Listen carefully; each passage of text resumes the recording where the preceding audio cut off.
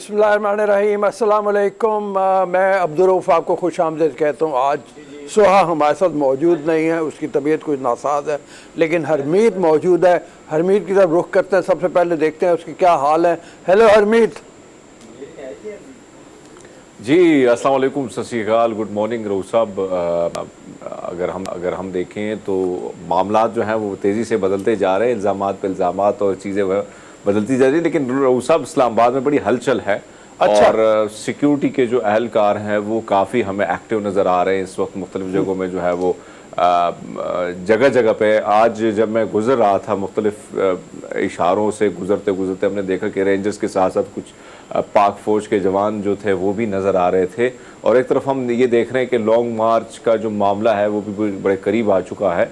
कल इस हवाले से जो है वो दरख्वास्त भी दायर की गई थी सुप्रीम कोर्ट में, जिसको कोशिश की जा रही थी कि इसको मौखर किया जाए, लेकिन उस दरख्वास्त को भी निपटा दिया गया।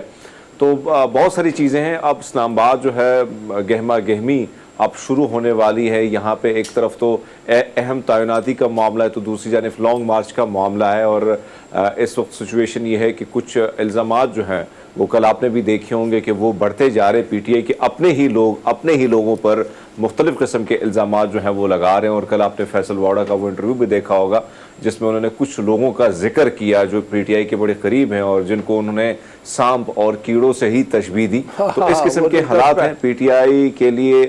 जो घड़ी का मामला है वो दर्द सर बन चुका है। सोशल मीडिया से लेकर इलेक्ट्रॉनिक मीडिया से लेकर प्रिंट मीडिया तक हर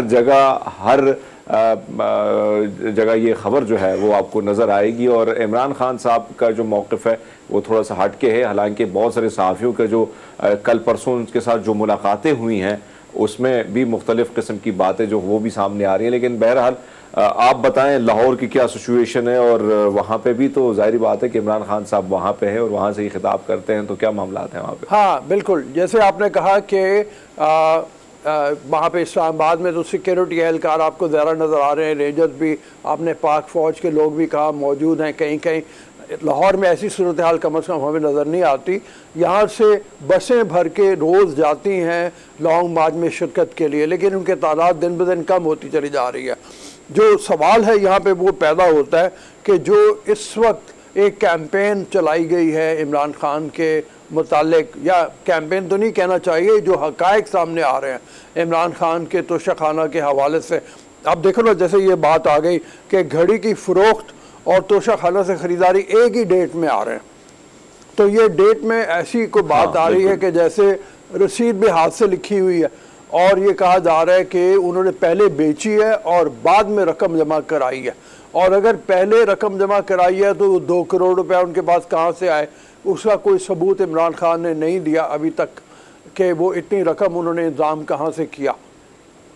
फिर दूसरी बात यह है कि घड़ी और तो जो बाकी चीज़ें थीं जैसे कफलिंग्स हैं और चीज़ें हैं, उनके बारे में ये आ रहा है कि कीमत का जो तजाद है वो भी सामने आ रहा है। कितने की थी एक्चुअल ये पता नहीं चल रहा। जो क्लेम पीटीआई के लोग कर रहे हैं वो कुछ और है, जो ज़राए बता रहे हैं, जर्नलिस्ट बता रहे हैं, इन्वेस्टिगेटिव, वो कुछ और रकम है। उमर फारूक के हवाले से भी आ रहा है, ये कह रहे हैं हमने उसको नहीं बेची, 2-3 दिन से यही चल रहा है। फिर किसको बेची वो नाम भी सामने नहीं कर रहा है।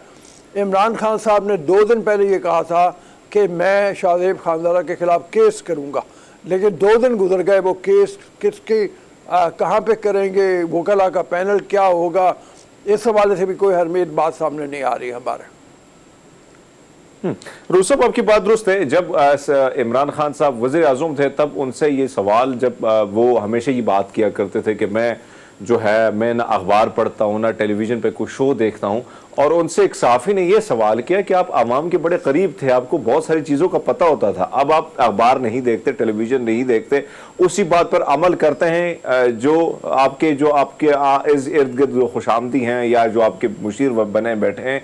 तो खान साहब जो है उस बात पर उनको थोड़ा सा गुस्सा, क्योंकि उसके चेहरे के तासुरात ये बता रहे थे कि उनको वो सवाल अच्छा नहीं लगा।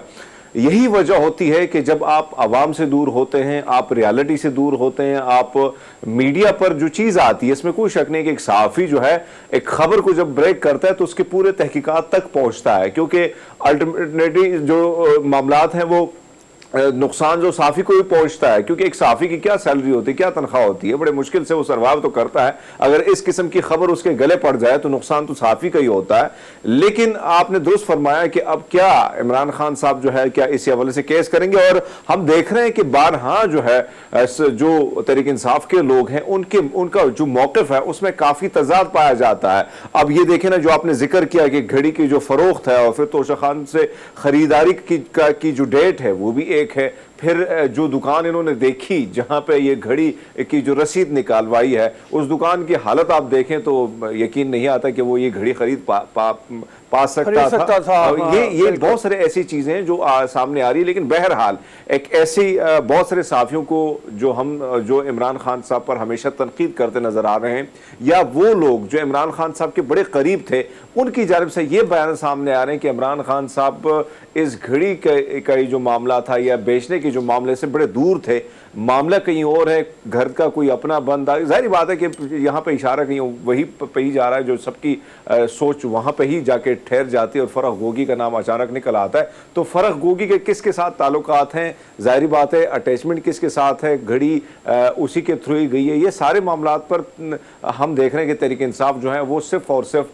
फरख गोगी को ही सपोर्ट करते नजर आ रहे हैं। खबर की तस्दीक किए बगैर फरख, अगर खबर दुरुस्त नहीं है तो आपकी बात दुरुस्त है कि वो जाके इंग्लैंड की जो बात उन्होंने की, बरतानिया की या दुबई की बात की है, तो भाई केस करें, अदालतें तो खुली हैं। अगर इमरान खान साहब को पाकिस्तान की जो अदालत है उस पर यकीन नहीं है तो बिल्कुल ठीक कह रहे हैं। अच्छा, कल ये हुआ कि एक पार्क में, लाहौर में जो जिलानी पार्क है, वहाँ पे तकरीब थी एक, और उस तकरीब में असलम इकबाल ने इफ्तिताह करना था। वहाँ पे नारे लग गए, घड़ी चोर घड़ी चोर घड़ी चोर, और बहुत सुबकी हुई, बहुत एम्बैरसमेंट हुई, और उस एम्बैरसमेंट फैमिली को बाहर निकाला गया। तो ये आवाज़ें उठेंगी अब, जहाँ जहाँ पीटीआई के लोग होंगे, जलसे करेंगे, जब मुखालफिन सामने आएंगे या नून लीग के या पीपल्स पार्टी के जो लोग सामने आएंगे, वो ज़रूर ये नारा लगाएंगे। इस नारे से जान छुड़ाना पीपल्स पार्टी के लिए और इमरान खान के लिए मुश्किल हो गया। अब वो किस तरह से बचेंगे इस सारी सूरत हाल से, ये जो स्कैंडल है ये उनके गले पड़ गया। एक और चीज़ हरमीत जो उसमें आई है साहब, इसकी रविश अगर आप देखें, ये जो सिलसिला था ये शुरू भी पीटीआई ने ही किया था कि कौन जिधर जाता था नवाज शरीफ साहब। अब भी आप देखें बड़ी अजीब सी सूरत हाल होती है वहाँ पे एवन फील्ड के सामने, जो जिस तरह तहरीक इंसाफ के दिन रात लोग जाते हैं और जिस किस्म के अल्फाज का चुनाव वो करते हैं। अगर नवाज शरीफ साहब वहाँ से गुजरते हैं या उसकी फैमिली गुजरती है, या हम यहाँ पे बहुत जगहों में हम जब रिपोर्टिंग के लिए जाते थे तो वहाँ पे तहरीक इंसाफ के कुछ वर्कर आके चोर चोर के जो नारे थे वो लगाते थे। तो ये वक्त की बात है, जब आप ये सिलसिला शुरू करेंगे तो ये जब आप पर आप के ही लोग, और अब हम देख रहे हैं कि करप्शन के केसेस जो हैं या रुकने वाले नहीं, बहुत बड़े बड़े ऐसे नाम हैं जो सामने आ रहे हैं। और कल आपने देखा होगा कुछ ऐसे लोगों का जिक्र जो है वो उनके ही तहरीक इंसाफ के रहनुमा जो है उन्होंने ही किया कि ये लोग फला करप्शन को बचाने के लिए खान साहब को फीड करते रहे और खान साहब उस पर अमल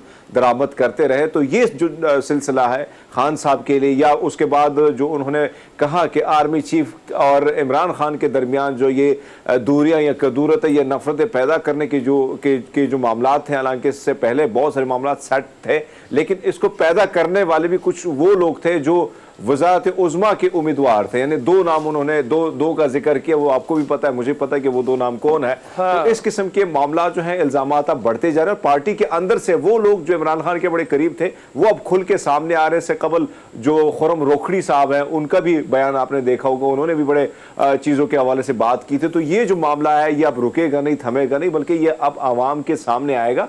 और खान साहब के कहीं ना कहीं कुछ डिसीजन जो है जिसको वो फ्रंट फुट पे आके उनको बचाने की कोशिश करते हैं, वो ही उसको नुकसानदेह उसके लिए साबित होंगे। ये जो हम देख रहे हैं पीटीआई के जो अहम लोग हैं उनका ये कहना है।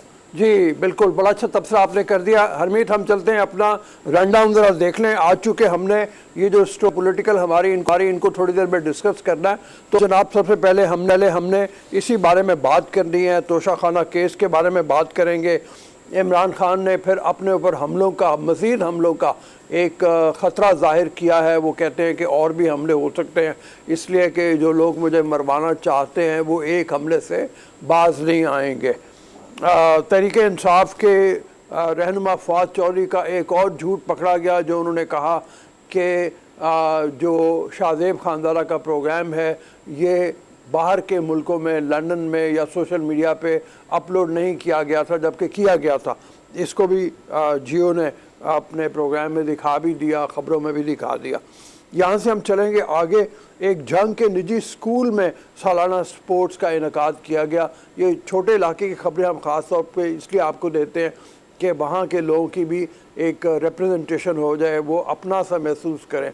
और ये बच्चों की जो गैर निसाबी सरगर्मियाँ, इनकी इम्पोर्टेंस कितनी है, इस हवाले से भी हम बात करेंगे। प्रोजेक्ट्स की बुनियाद के ऊपर तालीम वक्त की आम ज़रूरत है। एक्टिविटी बेस्ड तालीम की अहमियत क्या है, एक फिजिक्स के उस्ताद हैं, वो हमारे साथ मौजूद होंगे, इनसे चल के बात करेंगे। पसमानदा गांव से ताल्लुक़ रखने वाला हाफिज़ उमर, जो पढ़ाई में इतना तेज़ नहीं था, ड्रॉप आउट जिसको कह सकते हैं, उसका बाप डॉक्टर था, वो भी चाहता था कि मेरा बेटा डॉक्टर ही बने, लेकिन उमर ने अपने लिए कुछ और राह चुनी और उसने ऑनलाइन काम सीख के अपना काम शुरू किया और अब वो लाखों रुपए महीने के कमा रहा है। बाप भी उसका प्राउड फील करता है। आँखों की बिनाई के हवाले से हम आपको गाइड करेंगे। दिन ब दिन इजाफा हो रहा है, बिनाई से मुतासरा लोग जो हैं उनको क्या करना चाहिए, किस तरह के मसाइल हो सकते हैं, और ख़ास तौर पे ये जो पोल्यूशन आजकल बहुत ज़्यादा है, इसमें आँखों को महफूज रखने के लिए क्या तरीक़ेकार होने चाहिए। तो जनाब हम चलते हैं अपने डेली डोज की तरफ। जो ख़बरें हम आपको देते हैं उनमें पहली ख़बर कतर से है, जहाँ वर्ल्ड कप फुटबॉल 2 दिन में शुरू होने वाला, तमाम उस तरफ को लगी हुई है। कतरी हुक्काम ने ये कहा है कि लोग आएँ, जोक दर जोक आएँ, शौक़ से आएँ, लेकिन वो मुख्तसर लिबास नहीं पहन सकेंगे। ऐसा लिबास जिसमें उनके शाने नंगे हों या घुटनों से नीचे उनके शॉर्ट्स जो हैं वो उन्होंने पहनी हो, तो ऐसी चीज़ें नहीं हो सकेंगी। हमने बाहर के मुल्कों में देखा है, लोग अपने जिस्मों के ऊपर मुख्तलिफ अपने मुल्कों डे बनवा लेते हैं, लोग पेंट करवा लेते हैं, लोग मर्द अपनी शर्ट्स उतार के फिर रहे होते हैं, शॉर्ट्स में फिर रहे होते हैं। ये कुछ नहीं हो सकेगा। हालांकि कतरी हुकाम ने मुख्तसर पैमाने के ऊपर, यानी आप ख़ास एक इलाका है जहाँ जाके अगर शराब नोशी को करना चाहे तो वो भी हो सकता है, ये उन्होंने इजाज़त दे दी है। ये भी बड़ी अजीब सी बात है। लेकिन कतर के जो कानून हैं उसके तहत लिबास के बारे में बहुत पर्टिकुलर हैं। ख़वातीन को उन्होंने ये तो नहीं कहा जहाँ टूरिस्ट आने वाले हैं कि आप अबाया पहने, आप निकाब ओढ़ें, लेकिन ये ज़रूर है कि डिसेंसी का तकाजा ये है कि वो कहते हैं डिसेंट लिबास पहनना चाहिए। हरमीत, अच्छी बात है अपने जिस इलाके में। रऊफ साहब आपकी बात दुरुस्त है, एक मुल्क है, उसका कानून है और कानून फिर सबके लिए होता है, चाहे बाहर से कोई आए या जो मुल्क में रहता है वो उस चीज़ को फॉलो, क्योंकि हम भी जाते हैं, मुख्तलिफ ममालिक के मुख्तलिफ कानून होते हैं, उस पर कवानीन पर हम अमल दरामद करते हैं, आपको मजबूरन करना पड़ता है और उनकी जानिब से ये शर्त रखी गई। लेकिन ये बात है कि फीफा वर्ल्ड कप की अगर बात की जाए तो बहुत ज़्यादा एक्साइटमेंट जो है फ़ुटबॉल के चाहने वालों के दरमियान पाई जा रही है और लोग बड़े बेसब्री से इसका इंतज़ार कर रहे थे। और मैं कल देख रहा था मुख्तलिफ सोशल मीडिया पे पाकिस्तान के जो वो लोग जो ज़्यादा फ़ुटबॉल को पसंद करते हैं, तो उन्होंने भी मुख्तलिफ किस्म के पेंट्स जो है वो दीवारों के साथ साथ अपने मलीर में कुछ हल्के फुल्के पेंट्स बनाए थे, कराची में, मलीर के इलाके में। जी कराची और में, इस तरह गिलगित बल्तिस्तान और ये इलाके जो हैं, स्कर्दू का जो इलाका है, वहाँ पे भी फुटबॉल, एक तो फुटबॉलर बहुत सारे पाए जाते हैं और फिर फुटबॉल के साथ लगाव भी बहुत ज़्यादा है उन लोगों का। लेकिन ये ख़बर जो है, ज़ाहिर बात है अब अमल दरामद करना जो है वहाँ के जो लोगों का है, ज़ाहिर बात है फ़ुटबॉल के लिए बहुत सारे लोग जाते हैं, तमाशाई की एक बड़ी तादाद होती है और हम देखते हैं कि मुख्तलिफ ममालिक के मुख्तलिफ रूल्स हैं, लेकिन ये एक हटके है क्योंकि फ़ुटबॉल के जो तमाशाई जो जाते हैं, देखने वाले हैं, वो हमेशा हमने, क्योंकि ज़्यादातर उसमें उन ममालिक से ताल्लुक़ रखने वाले लोग हैं जहाँ पर लिबास पर पाबंदी ना होने के बराबर है। लेकिन अब यहाँ पे इन रूल्स पर अमल दरामद करना उनके लिए खासा मुश्किल तो होगा, लेकिन करना पड़ेगा क्योंकि ज़ाहिर बात है वो फुटबॉल मैच देखने के लिए आ रहे हैं। एक तो सबसे बड़ी बात यह है कि कतर बहुत छोटा सा मुल्क है और छोटा सा जजीरा है एक, वहाँ पे 6 स्टेडियम बनाए गए हैं इस टूर्नामेंट के लिए, इस वर्ल्ड कप के लिए। और होटल्स की एक बहुत बड़ी तादाद है जो तामीर की गई है, अट्रैक्शन के लिए, तमाशाइयों के लिए बहुत कुछ किया गया है। लोग बड़े हैरान हुए थे, मुखालफत बहुत ज़्यादा थी जिस वक्त फीफा ने इजाज़त दी थी ये वर्ल्ड कप कतर में करने के लिए, तो बड़े हैरान हुए थे लोग। जैसे मैंने कहा, कहाँ यूरोप के बड़े बड़े ममालिक जहाँ पे वर्ल्ड कप होता है और कहाँ ये कतर का छोटा सा जजीरा जहाँ पे ये वर्ल्ड कप होने जा रहा है। तो लेकिन ये है कि अट्रैक्शन बहुत ज़्यादा है, बहुत पैसा आएगा, बिलियंस ऑफ डॉलर खर्च होने जा रहे हैं इस टूर्नामेंट के ऊपर।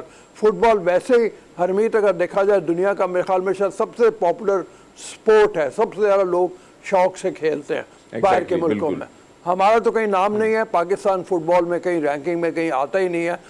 और लोगों को ये भी बड़ा तजस्सुस है, वो हमेशा वो होता है, वो ऑक्टोपस के ज़रिए जो जर्मनी में होता है निकालते हैं कौन चैम्पियन बनेगा।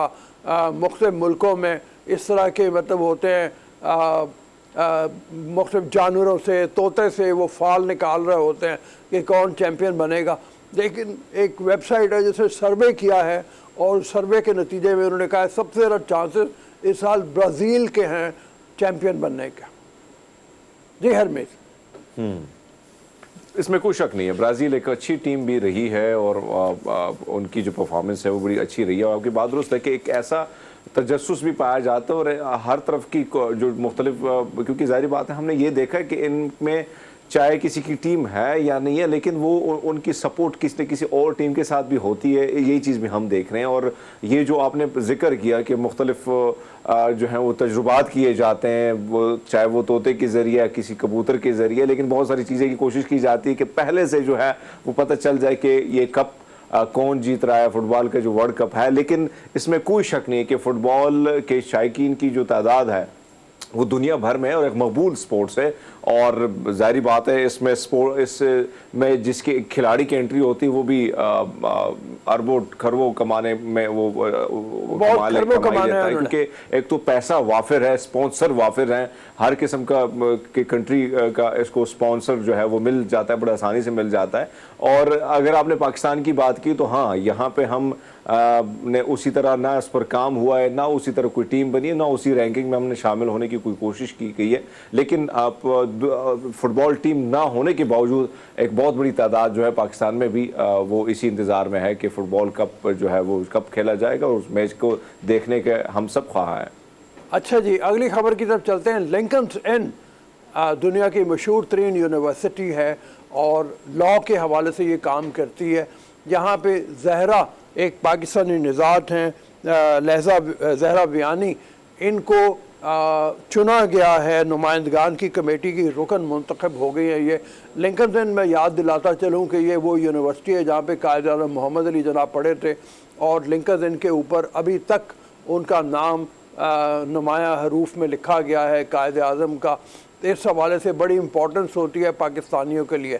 तो ज़हरा भी एक ऐसी जगह पे मुंतखब हुई हैं जहाँ पे कमेटी देखती है स्कॉलरशिप्स किसको मिलने हैं, बजट किस तरह से पास होना है, क्या करना है, तो उसकी ये मेंबर हैं। 6 दफ़ा इसका इजलास होता है। तो बड़ी मुबारकबाद ज़हरा के लिए हरमीत कि वो इतनी बड़ी यूनिवर्सिटी के। बिल्कुल सब बहुत खुशी की बात होती है, बल्कि मैं तो कहता हूँ कि बल्कि हमेशा हम जब देखते हैं इस किस्म की खबर हमारे सामने आती है, चाहे वो पाकिस्तान से ही उसके फैमिली का ताल्लुक कहीं ना कहीं दादे परदादों का ताल्लुक क्यों ना पाकिस्तान से हो, लेकिन जब जाके बाहर दुनिया में वो मुल्क का नाम रोशन, उसके साथ जब पाकिस्तान का नाम आता है तो हमें तो खुशी होती है। और इतनी बड़ी यूनिवर्सिटी जिसमें बड़े बड़े लोग बड़े बड़े नाम, अगर आप कह सकते हैं पाकिस्तान के हवाले से अगर कहें, दीगर ममालिक के हवाले से कहें, उनके नाम अगर सामने आए हैं और इस किस्म का ये नाम अगर सामने आता है जिसकी नुमाइंदगी कमेटी के रुकन अगर कोई मुंतखब होती है और उसका ताल्लुक भी किसी न किसी पाकिस्तान से है, तो ज़ाहिर बात है हमें खुशी होती है और एक बेहतर इमेज जो है वो पूरी दुनिया में जाता है। और हम देख रहे हैं जितने भी पाकिस्तानी है बाहर दुनिया में जो काम कर रहे हैं, एक तो मुल्क के साथ उनकी जो वाबस्तगी होती है, उनकी जो मोहब्बत होती है, उसमें यकीनन हमसे ज़्यादा वो इस चीज़ को मिस करते हैं। और जब भी पाकिस्तान के हवाले से, पाकिस्तान की सरजमीन के हवाले से बात आती है और जब इस खुशी की बात आती है तो वो हमसे ज़्यादा खुशी महसूस करते हैं। और हमें भी जब वो इस किस्म के उनको इस किस्म की चीज़ें मिलती हैं, नवाजात से उनको उन इस खिताबात से उनको नवाजा जाता है, तो ज़ाहिर बात है ये खुशियाँ ये पूरे पाकिस्तान के लोग जो हैं उसको अप्रिशिएट भी करते हैं और कहीं ना कहीं वो खुशी हमें भी उसी तरह महसूस करते हैं। और ये फ़ख्र की बात है हम सब के लिए कि कोई यहाँ का बंदा आए, चाहे उसका ताल्लुक उसके फैमिली का ताल्लुक यहाँ से हो, पाकिस्तान से, और वो बाहर जाके कुछ अच्छा कर जाए, तो वही प्राउड। हाँ बिल्कुल फील करते हैं। और अल्लाह करे कि सारे पाकिस्तानी अपना नाम इसी तरह से बनाएं जिस तरह से हम मुकाबला हमेशा करते हैं हिंदुस्तान के साथ। तो आईटी में, सॉफ्टवेयर डेवलपमेंट में इंडिया ने इतना ज़्यादा कर लिया है कि अभी तक गूगल हो जाए या बड़े बड़े इस तरह की कंपनियां हो जाएं, उनके सारे हेड्स जो हैं वो इंडिया से हैं। तो जब इस तरह की खबर आती है तो मेरा तो दिल खुशी से भरपूर हो जाता है कि पाकिस्तानी भी अपना नाम कर रहे हैं। सिर्फ असल बात यह है कि ब्रेन ड्रेन जो होता है, यानी वो लोग जो तालीम हासिल करते हैं और फिर बाहर सेटल हो जाते हैं, उसको किसी तरह से कम किया जाए। हम चलते हैं अगली खबर की तरफ। पाकिस्तान में तैयार करदा बुलेट प्रूफ जैकेट की बहुत डिमांड है। ये तैयार की गई है। इसको अभी जो आइडियाज़ 2022 में नुमाइश के लिए रखा गया है, वहाँ पे बहुत राय इसकी हो रही है, मुख्तलिफ मुल्क आके इसको देख रहे हैं। और ये bullet proof jacket Pakistani material से जो कपड़ा है उससे बनाई गई। इसके कुछ अज्जा बाहर से इंपोर्ट किए जाते हैं, लेकिन आइडियाज़ 22 में और भी बहुत सी चीज़ें हैं जो अट्रैक्ट कर रही हैं। और हमें उम्मीद है कि इस दफ़ा भी पाकिस्तान कुछ ऐसे सौदे करने में कामयाब हो जाएगा जो पाकिस्तान के लिए फ़ायदेमंद होंगे। पाकिस्तान की रेंजर्स भी यही जैकेट पहनती हैं और पाकिस्तान में जो VIPs बाद आते हैं जिनको सिक्योरिटी का मसला होता है, उनको भी ये जैकेट इस्तेमाल करने के लिए दी जाती है।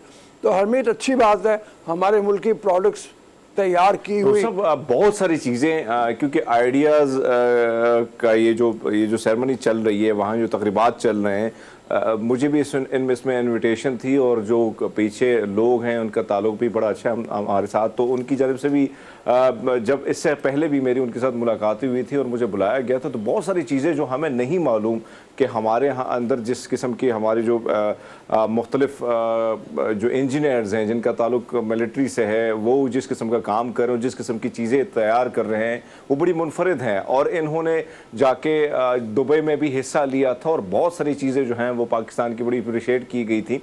और इस बार अगर हम देखें तो इसमें ये जो तकरीबात चल रही हैं, ये जिस किस्म की चीज़ें रखी गई नुमाइश के लिए, वो यकीनन उसमें अब भी देख रहे हैं कि बहुत सारे दुनिया के बहुत सारे लोग आके उसमें दिलचस्पी भी ले रहे हैं, ख़रीदने भी दिलचस्पी ले रहे हैं। लेकिन इस किस्म की चीज़ें जब आती हैं और मुल्क में ही बनती हैं और ज़ाहिर बात है उसका फ़ायदा भी मुल्क को होता है, तो खुशी तो होती है बाजी।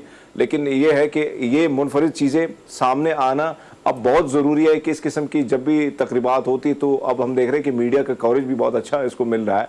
क्योंकि उनकी जब ये प्रोग्राम इन्होंने शुरू करना था तब उसी मीटिंग में मैं भी बैठा था, तो उनका ये ख्याल था कि हम मीडिया के तौर पर इस चीज़ को अब दोबारा कोशिश करते हैं कि मीडिया के सामने भी ये सारी चीज़ें हम ले आएँ। जो इक्विपमेंट, जो चीज़ें हम यहाँ पाकिस्तान में बना रहे हैं वो उसी तरह लोगों को भी नहीं मालूम, आम आदमी को हमने अब बैनुल-अक़वामी मार्केट को इसको पहुंचाना है, तो इंटरनेशनल मीडिया को भी हम इसकी कवरेज की जो है वो दावत देंगे। और वही अब हम देख रहे हैं कि भरपूर कवरेज के साथ साथ चीज़ें भी सामने और बड़ी खुशी भी होती है। जी हरमीत, अगली खबर की तरफ चलते हैं। लकड़ी के बर्तनों में खाने का रिवाज आज भी है। ये एक कारीगर हैं, इनका ताल्लुक अपर दीर से है, ज़िला अपर दीर से। और वहाँ पे ये और इनके ख़ानदान के बाकी लोग लकड़ी से डिनर सेट बनाते हैं, प्लेटें बनाते हैं, डोंगे बनाते हैं, परात बनाते हैं और इंतहाई पॉपुलर हैं इनकी बनाई हुई चीज़ें।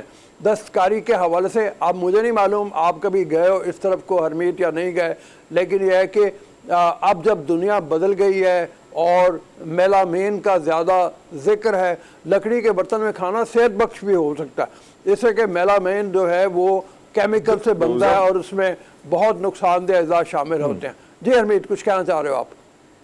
रोज़ साहब, आपको याद होगा कि मुझे याद है मेरे घर में मेरी वालदा साहब जो है वो लकड़ी के बहुत सारी चीज़ें जो हैं, एक तो आटा गूंदने के लिए चीज़ें जो होते थे या दीगर बर्तन, और कड़ी के लिए इस किस्म की चीज़ें जो हैं, कड़ी बनाने के लिए बहुत सारी चीज़ें लकड़ी की ही की चीज़ें इस्तेमाल की जाए उसमें डालने के लिए। और बाकायदा जो ग्लास थे वो भी हमारे घर में लकड़ी के। अपने दीर का जिक्र किया तो बिल्कुल किया हूँ, और हमारा बल्कि मेरे बड़े भाई का स्कूल भी यहाँ दीर में ही है, तो ये दीर और सवात के इतना फासला भी नहीं है और करीब ही करीब है, एक दूसरे के पास ही है। लेकिन ये जो लकड़ी का ये डिनर सेट, और ये काफ़ी मकबूल भी है, और काफ़ी लोग जो है इसको वैसे अगर इस्तेमाल भी ना करें तो घरों में बड़े सजावट के लिए भी लोगों ने रखे होते हैं। लेकिन मुझे याद है कि हमारे घर में बाकायदा इसका इस्तेमाल होता था। अच्छी बात है। मैं जैसे कहा ना कि एनवायरनमेंट फ्रेंडली है, और सिर्फ ये है कि इसमें ये देखना चाहिए कि ऐसे दरख्त ना काटे जाएं जो एनवायरनमेंट फ्रेंडली हो। यहाँ पे ये बताया जा रहा है कि ये लकड़ी के जो बर्तन हैं, ये अखरोट की लकड़ी से, शीशम से, कीकर की लकड़ी से बनाए जाते हैं, शहतूत की लकड़ी भी इस्तेमाल की जाती है। तो जब मैं अखरोट के बारे में पढ़ा था तो मैं थोड़ा सा ये हुआ कि यार अखरोट की लकड़ी इस्तेमाल नहीं की जानी चाहिए। हाँ, अलबत्ता कोई बूढ़ा को पुराना दरख्त है जो अब फल नहीं दे रहा, उसको आप काट सकते हैं। ये बड़ी तहकीकात होके फिर मतलब ये होना चाहिए। खैर, अगली खबर की तरफ चलते हैं। एप्पल के बानी स्टीव जॉब्स का 70 और 80 के दरमियान में पहने जाने वाले सैंडल्स नीलाम किए गए हैं और करोड़ों रुपए इससे कमाए गए हैं। आप ये देखें, स्टीव जॉब्स एप्पल के बानी थे, और दुनिया में साइंस एंड टेक्नोलॉजी के हवाले से जिन लोगों ने दुनिया पे अपना नाम पैदा किया और दुनिया को बहुत बड़े तोहफ़े दे गए इस सूरत में कि साइंस की डेवलपमेंट हुई, उनमें स्टीव जॉब्स का नाम हमेशा सुनहरी लफ्ज़ों में लिखा जाएगा। ये सैंडल्स 10 साल तक तकरीबन उन्होंने इस्तेमाल किए हैं, और इतने ज़्यादा खस्ता हालत में एक तरह से देखा जाए तो पहन के उनके उंगलियों के निशान तक बने हुए हैं। यहाँ से ये भी पता चलता है कि एक अरबपति आदमी स्टीव जॉब्स किस कदर सादगी के साथ ज़िंदगी गुजारता था। और मेरे ख्याल में यही ज़्यादा अहम बात है कि आप कितने भी बड़े हो जाएं लेकिन आप ज़िंदगी सादा गुजारें। और बाकी जो रकम है फलाही कामों के लिए स्टीव जॉब्स ने भी बहुत ज़्यादा पैसे दिए। हरमीत, ये बहुत बड़ी बात है। मतलब सैंडल्स की अहमियत ये नहीं है कि वो स्टीव जॉब्स ने पहने, बल्कि ये भी है कि कितना बड़ा आदमी किस कदर, जैसे मैंने कहा, सादगी के साथ ज़िंदगी गुजारता था। बिल्कुल रोज़ साहब, अब जितने भी देखें, जितने भी हमने, ख़ासकर मैं अंग्रेज़ों की बात करता हूँ, उन्होंने एक चीज़, उनमें बड़ी ख़ासियत हम सब से मुख्तलिफ है। अब आप देखें सऊदी अरब के शेख हो गए, या उसके बाद दीगर जो है बहुत अमीर लोग आपको हिंदुस्तान और अरब में भी मिलेंगे, यहाँ पे भी मिलेंगे। उनकी लाइफ बड़ी लग्जरी होती है, लेकिन हमने गोरों को देखा है कि लाइफ बड़ी सादा होती है, और अपना जितना वो कमा लेते हैं बड़ी मुश्किल से कमाते हैं। बिल गेट्स को देखें, दीगर को देखें, तो उसमें एक चीज़ जो है मैंने देखी है कि वो अपना ज़्यादातर जो उनका हिस्सा है, उनके पास जितनी अमाउंट है, जितने उनके असासे हैं, उसका ज़्यादातर हिस्सा वो डोनेट कर लेते हैं। आप बहुत सारी चीज़ों के हवाले से उनके नाम इसलिए भी आते हैं कि एक तो उनकी लाइफ बड़ी सादगी से होती है, बड़ी सिंपल से वो लाइफ गुजारते हैं, और साथ साथ जो फलाई काम है उसमें वो बढ़ चढ़ कर हिस्सा लेते हैं। तो आपकी बात दुरुस्त है कि बड़ा आदमी ऐसे नहीं बन जाता सिर्फ पैसों से नहीं, बड़े काम से, और वो काम जो इंसानियत के करीब हो, इंसानियत की खिदमत उसमें हो, तो वो शख्स बड़ा ही कहलाता है। बिल्कुल ठीक है। इन कामों हमें चलना एक ब्रेक की तरफ। ब्रेक के बाद वापस आएंगे, हमारा पॉलिटिकल सेगमेंट होगा, उसमें बात करेंगे जो हमने इमरान खान के हवाले से बातें की हैं शुरू में, उसकी हमारा इंतज़ार कीजिएगा, वापस आइएगा, देखते रहिएगा गुड मॉर्निंग पब्लिक। अभी जा रही है ब्रेक के लिए। जी अस्सलाम वालेकुम दोबारा। जी ब्रेक के बाद हमने शुरू में प्रोग्राम के बाद की तोशा खाना के हवाले से इमरान खान के 2-3 खबरें और भी हैं, लेकिन पहले ज़रा इसी पे कमेंट्स ले लेते हैं। आमिर खाकवानी सीनियर तजियाकार हैं, उनसे। आमिर अस्सलाम वालेकुम। वालेकुम सलाम सर, ये फरमाइए, ये जो तोशा खाने का केस है, ये गले का फंदा नहीं बनता चला जा रहा है इमरान खान के लिए? इसे जान छुड़ाना मुश्किल हो रहा है। जितनी ज़्यादा वो तौजीहात पेश कर रहे हैं, उतने ज़्यादा उसके अंदर से पॉइंट्स ऐसे निकल रहे हैं जो डैमेजिंग है बहुत ज़्यादा पीटीआई के लिए। जी, आप दुरुस्त कह रहे हैं। बज़ाहिर तो उस वक्त जब इन्होंने किया होगा, घड़ियां वड़ियां बेची होंगी, तो उस वक्त लगता होगा कि शायद एक आम सी बात है, और कानूनी तौर पे इशू नहीं है कि गाड़ियां मैंने खरीद ली हैं, अब मैं बेचूं या ना बेचूं। लेकिन वही है ना कि जो बात आप मॉरली तौर पे उस वक्त भी इनको नहीं करना चाहिए था, लीगली अगर पत्नी उनकी है या नहीं, तो अब वो बाकी मामला फंसता जा रहा है।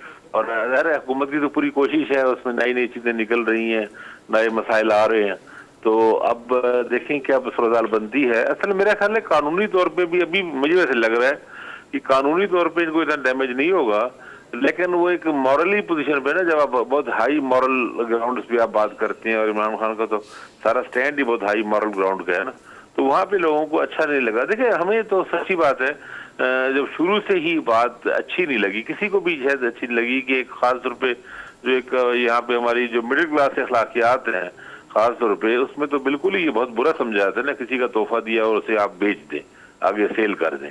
तो वो बात नहीं, उसको बाई, मैं तो कभी भी इसको बाई नहीं कर पाया इस बात को कि उसको चाहे कि भी कानूनन हक है नहीं है, ये चीजें, ये तब तक हर और चीजें सामने आई है ना कि कीमत ज्यादा थी, कीमत कम लगी, और उसका वो एक अलग बहसें शुरू हो गई हैं।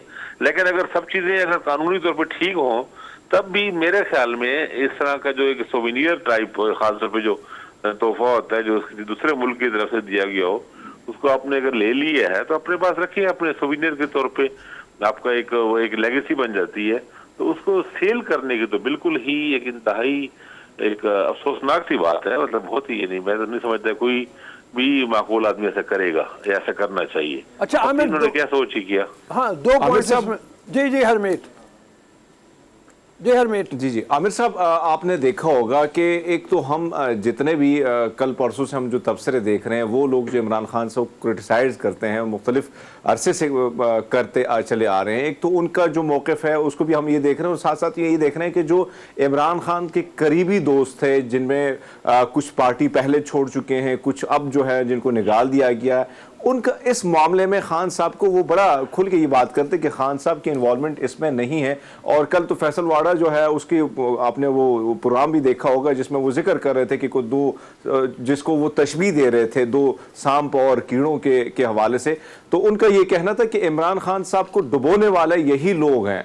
तो क्या आपको नहीं लगता कि खान साहब इतने भोले भाले हैं कि वो इनकी बातें सुन के यही इस किस्म के इकदाम उठा रहे जो पार्टी के लिए भी नुकसानदेह और खान साहब के लिए जो भी नुकसानदेह, जो पॉपुलैरिटी है, जो मोरली बात की जाती है, वो भी कहीं ना कहीं खान साहब के लिए जो है आम आदमी का जो तासुर था, और ये बात आम थी कि खान साहब बड़े सादिक और अमीन, और सुप्रीम कोर्ट ने सर्टिफिकेट भी दिया था, तो ऐसे में बड़ा नुकसान नहीं होगा खान साहब को?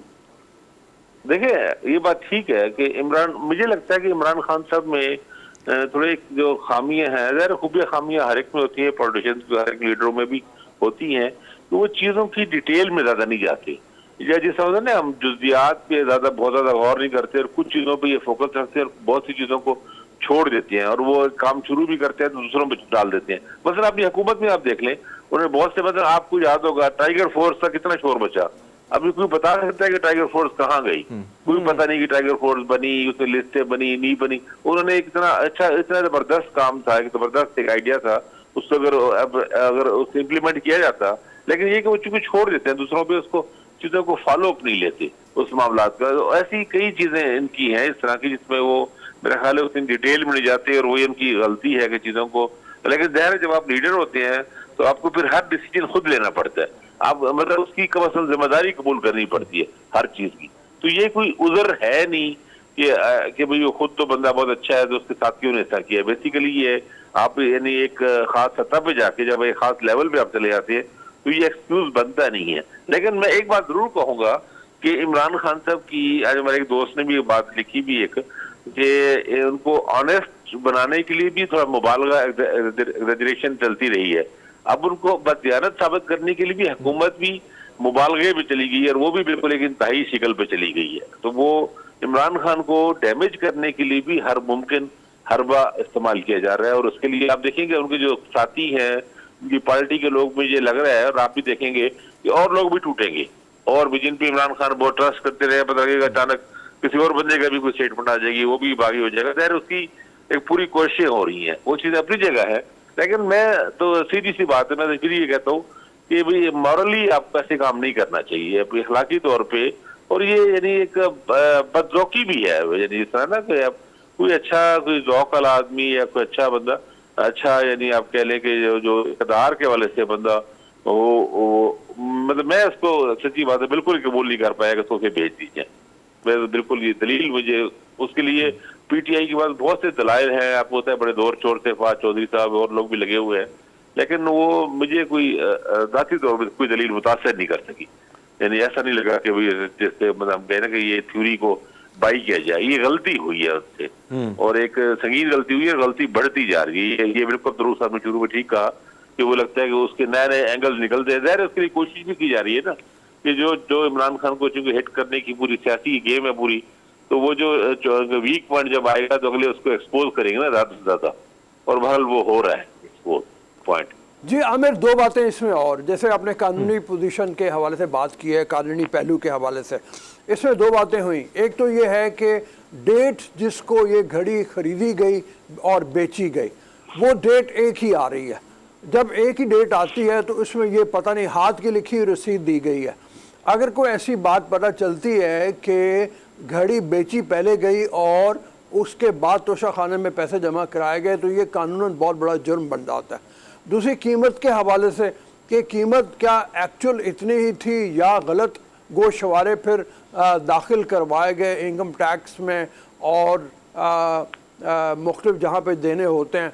तीसरी बात ये कि इमरान खान साहब की गवर्नमेंट में एक कानून पास किया गया था कि 20% अदायगी की बजाय 50% अदायगी करके तोशाखाने से केस जो प्रोडक्ट्स हैं वो ली जाएंगी, लेकिन जब उन्होंने ख़रीदी हैं तो उन्होंने 20% अदायगी करके किया है, हालांकि वो कानून मौजूद था। तो इन चीज़ों के ऊपर आपके ख्याल में नहीं उनकी पकड़ हो सकती है? अरूब भाई, जो तीसरी बात है ना, मेरा ख्याल है कि कानून बाद में बना है।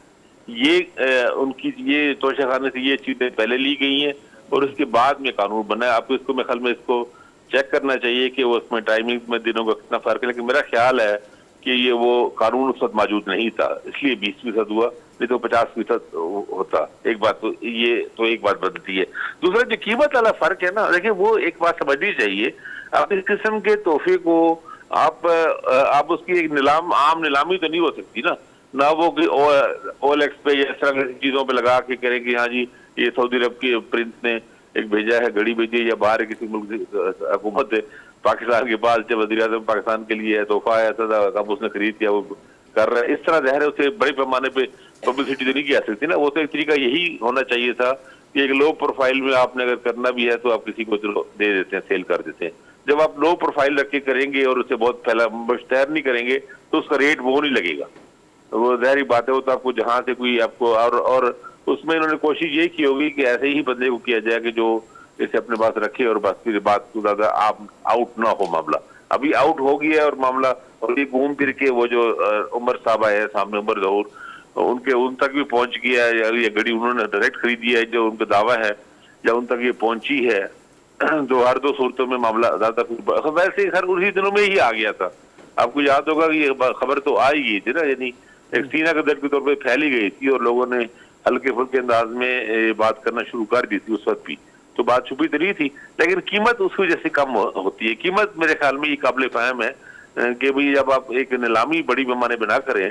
हाँ ये अलबत्ता है कि एतराज भी कर सकता है, जिस तरह उमर ज़हूर उन्होंने कहा कि 20 लाख डॉलर का 2 मिलियन का मैंने उनको दिया, तो 2 मिलियन ज्यादा रकम बनती है, तो इन्होंने जो पैसे जमा करे कम है। मेरा ख्याल है, मेरा वैसे जाती ख्याल ये है कि इमरान खान को मैं इस मामले में रियायत दूंगा, क्योंकि इमरान खान अभी तक अपने सारे उसमें और वो ऐसे नहीं साबित हुए कि वो इस मामले में कोई पैसे ज्यादा हो लेके और कम लिखवाया जाए या किया जाए। मतलब उनका एक ट्रैक रिकॉर्ड तो बिल्कुल बेदाग है। सब ये तो मामला चलता रहेगा। इस माजी में भी बहुत सारी गाड़ियां BMW वगैरह गई और फिर खबरें आई और खबरें दब गई। अब अगर हम देखें ये मामला जो है, इस वक्त मुल्क जो है एक सियासी बहरान चल रहा है, एक अदम इस्तेहकाम का जो मामला है वो आपके सामने है, लेकिन साथ ही अगर हम देखें एक अहम तैनाती का जो खबरें हैं वो भी दिन रात ही गर्दिश कर रही है। क्या आपको लगता है ये जो सियासी बहरान खड़ा हुआ है, ये तैनाती के बाद, इस अहम तैनाती के बाद मामला जो है सेट हो जाएंगे या इसी तरह ही चलते जाएंगे? देखिए दो ही चीजें हो सकती हैं, या तो ये है कि जो नए साहब आए अगर वो कोशिश करे कि पिछले का बैगेज हम ना उठाएं और चीजें आगे जाके एक सेटल कर दें, और अब लो प्रोफाइल में जाने का जिस तरह ये दावा किया जा रहा है कि अगले 15-20 साल के लिए बिल्कुल लेके ए पोलिटिकल होके लो प्रोफाइल और पीछे हट जाएं और सियासतदानों को अपना काम करने दें, तो फिर तो मसला सॉल्व हो जाएगा। लेकिन अगर जिस तरह इमरान खान के खदशात हैं, अगर वो हुआ तो वो भी फिर से नहीं होगा, फिर इतना ज्यादा जल्दी खत्म नहीं होगा। वैसे खान साहब ने अब इशारे तो काफी सारे दिए हैं कि अगले साल के लिए इलेक्शन के लिए मैं तैयार हूँ, और आप देखा ना मुख्तलिफ इंटरव्यूज में पहले ये नहीं कहते थे बात, अब वो इस बात पे दे रहे हैं कि भाई एक साल, यानी अब उनको मेरा ख्याल है कि अगर जून जुलाई मई जून में या अगस्त सितंबर में जाके इलेक्शन हो, सितंबर अक्टूबर में जो बनता है साल बाद, तो उसके लिए भी इमरान खान तैयार है। मेरा ख्याल है अब वो उनको थोड़ा सा एहसास हो रहा है कि चीजें बदल रही है, मुख्तलिफ है। मेरा ख्याल है एक चीज होगी जिससे इमरान खान को भी खतरा है कि इनकी सियासी नाअहली वाला मामला जो है ना वो बहुत ज्यादा कोई आगे न चला जाए, और वो उनके लिए फिर और मुश्किल हो जाएगा चीजों को। ये प्रेशर बिल्ड करने की कोशिशों का एक मकसद ये भी है कि उनको कम से कम सियासी नाअहली से बचा जा सके। अच्छा। तो ये भी एक फैक्टर कहीं पे है, बुरहान इतना जल्दी खत्म नहीं होने का, यानी अगर जी आमिर ये बताओ कि जो लॉन्ग मार्च है उसमें लोग कम से कम होते चले जा रहे हैं, और फैसल बाबरा ने भी कल कह दिया कि जितने लोग लॉन्ग मार्च में शिरकत कर रहे हैं इससे ज़्यादा तो मेरे नौकर हैं। तो ये जो स्कैंडल अब आया है इसकी वजह से पीटीआई के लोग क्या डिसहार्ट होके दूर होंगे इमरान खान साहब से, या वो भी अभी तक डटे बैठे हैं और वो कह रहे हैं कि नहीं कुछ भी हो जाए हम तो इमरान खान के साथ हैं? रो भाई, मेरा नहीं ख्याल कि इमरान खान की पॉपुलैरिटी पे ज्यादा फर्क पड़ेगा।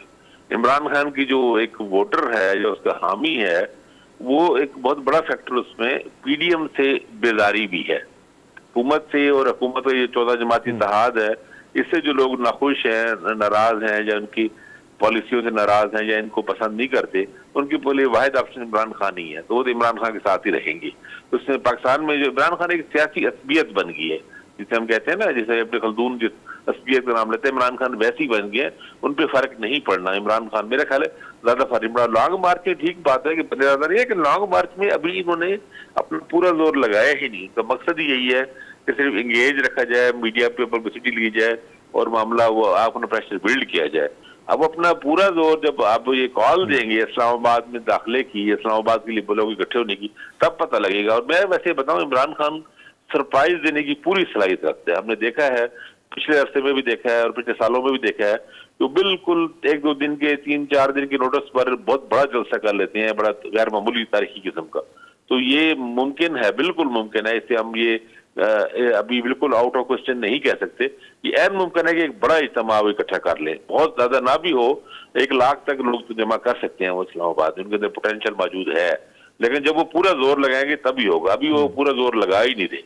और मकसद बिल्कुल आमिर, वेरी मच आमिर, बहुत बहुत शुक्रिया आपका। आप जैसे कह रहे हैं इमरान खान को पूरा जोर लगाना पड़ेगा, कितना जोर लगेगा, कितने लोग इकट्ठे हो पाएंगे, ये तो आने वाला वक्त ही बताएगा। अभी चलते हैं ब्रेक की तरफ, ब्रेक के बाद वापस आएंगे आपके।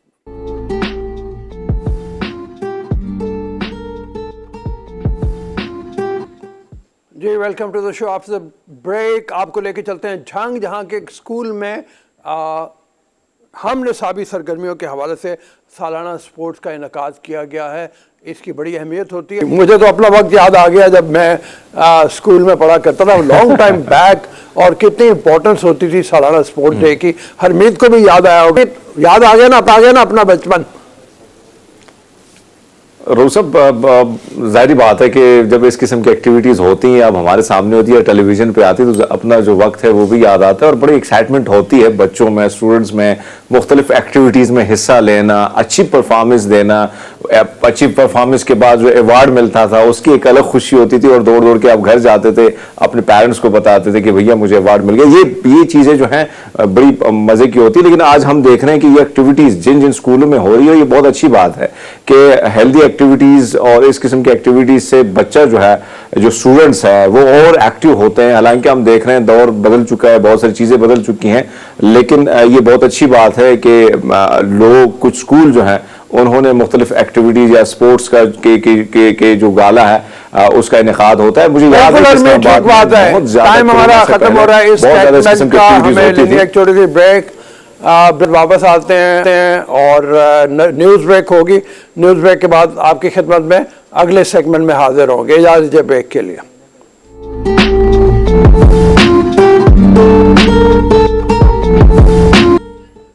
अस्सलाम वालेकुम वाजी। ब्रेक के बाद हमारे साथ मौजूद हैं हसन फरीद, फिजिसिस्ट हैं, और इसके ऊपर हम बात करेंगे कि प्रोजेक्ट बेस्ड तालीम की अहमियत कितनी ज़्यादा है। बहुत सी चीज़ें हसन ने अपने सामने जमा की हुई हैं, इनके हवाले से भी बात करेंगे। तो हसन, अस्सलाम वालेकुम। सबसे पहले आपको खुशामदीद शो में आज के। ये ज़रा चीज़ें बताइए ना पहले, ये क्या हैं और इसे किस तरह से तालीम देते हैं आप?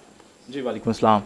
सर बेसिकली ये आइडिया है एक्टिविटी बेस्ड लर्निंग का कि सिंपल आइडिया ये है कि हम जब ड्राइविंग करते हैं तो कभी भी एक किताब पढ़कर ड्राइविंग सीट पर नहीं बैठ जाते, और जब हम स्विमिंग करते हैं तो कभी भी स्विमिंग पर 2-3 किताबें पढ़कर स्विमिंग करना शुरू नहीं हो जाते, बल्कि अगर हम घर जाकर कहें कि आज मैंने ड्राइविंग पढ़ी है तो शायद हमें डांट पड़े। अगर हम कहें कि आज मैंने स्विमिंग पढ़ी है तो हमें डांट पड़ेगी कि भाई ड्राइविंग और स्विमिंग पढ़ने की चीज़ नहीं है बल्कि सीखने की चीज़ है। लेकिन अलमिया ये है कि जब हम घर जाकर साइंस के बारे में ये जुमला बोलते हैं कि आज मैंने साइंस पढ़ी है, तो इस पर हमें कोई डांटता नहीं है। एक्चुअली साइंस भी पढ़ने की नहीं बल्कि सीखने की चीज़ है। तो जो चीज़ आप पढ़ रहे हैं वो किताबों से बाहर आपके हाथ में जब तक नहीं होगी तब तक आप उसका रियल फील, उसका जो रियल कॉन्सेप्ट है वो एक्चुअली में किस तरह से काम करती है, ये हम तब तक ग्रैब नहीं कर सकते। तो ये असल में आइडिया ये है कि एक्टिविटी बेस्ड लर्निंग होनी चाहिए कि जो चीज़ आप पढ़ रहे हैं उनमें कुछ कंपोनेंट्स या सारे कंपोनेंट्स आपके पास मौजूद हों, ताकि आप जिन चीज़ों को पढ़ रहे हैं उनके साथ खेल सकें, इंटरेक्ट कर सकें, आपको पता चले कि वो चीज़ें काम कैसे करती हैं। ठीक है, अब ये फरमाइए कि ये जो आप जिस तालीम की बात कर रहे हैं इसके लिए असातिज़ा का ट्रेन होना बहुत ज़रूरी है। बच्चा जो है उसे तो कॉपी करना जो उस्ताद उसको सिखा देगा।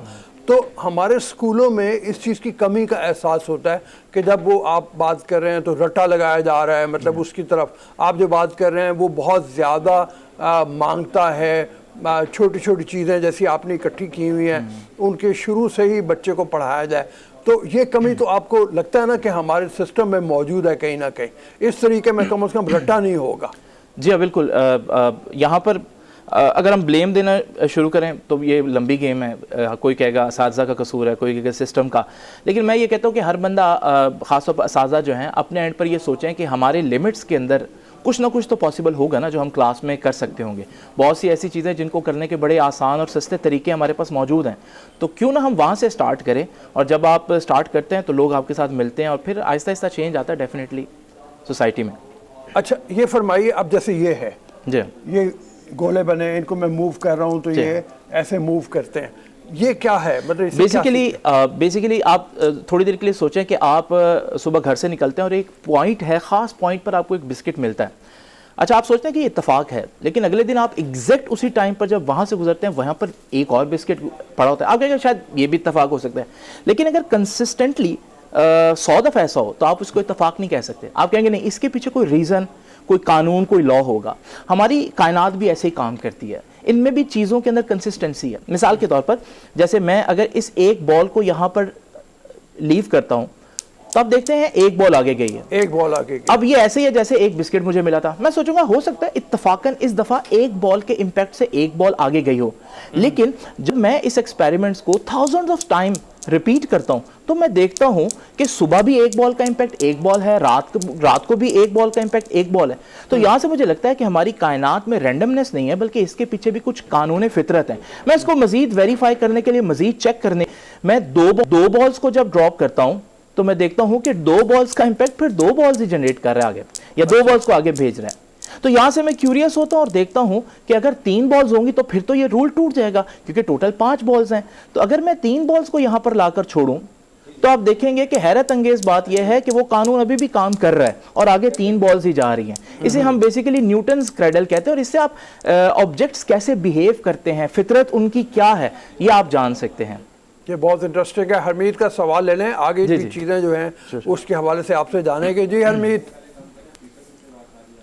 जी हसन, अगर हम देखें, हमारे एक बहुत बड़ी तादाद हमारे बच्चों की जो है, हमारे स्टूडेंट जो हैं वो ज़्यादातर एक तो गुर्बत की वजह भी है, दूसरी बात यह है कि ऐसे इलाके हैं जहाँ पे प्राइवेट एजुकेशन ना होने के बराबर है।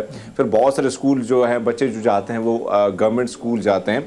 हम अगर ए लेवल ओ लेवल की बात करें, वहाँ पे बहुत सारी चीज़ें जो हैं कम उम्र में आपको वो चीज़ें एक प्रोजेक्ट के ज़रिए बहुत सारी प्रैक्टिकल वो सारी चीज़ें बताई भी जाती, सिखाई भी जाती हैं। लेकिन यही सूरत हाल अगर हम देखें हमारे गवर्नमेंट सेक्टर में नज़र ना आती है ना। हम अगर आप लेबॉर्ट्रीज़ की बात करते हैं तो वहाँ पे भी फुकदान होते हैं चीज़ों का।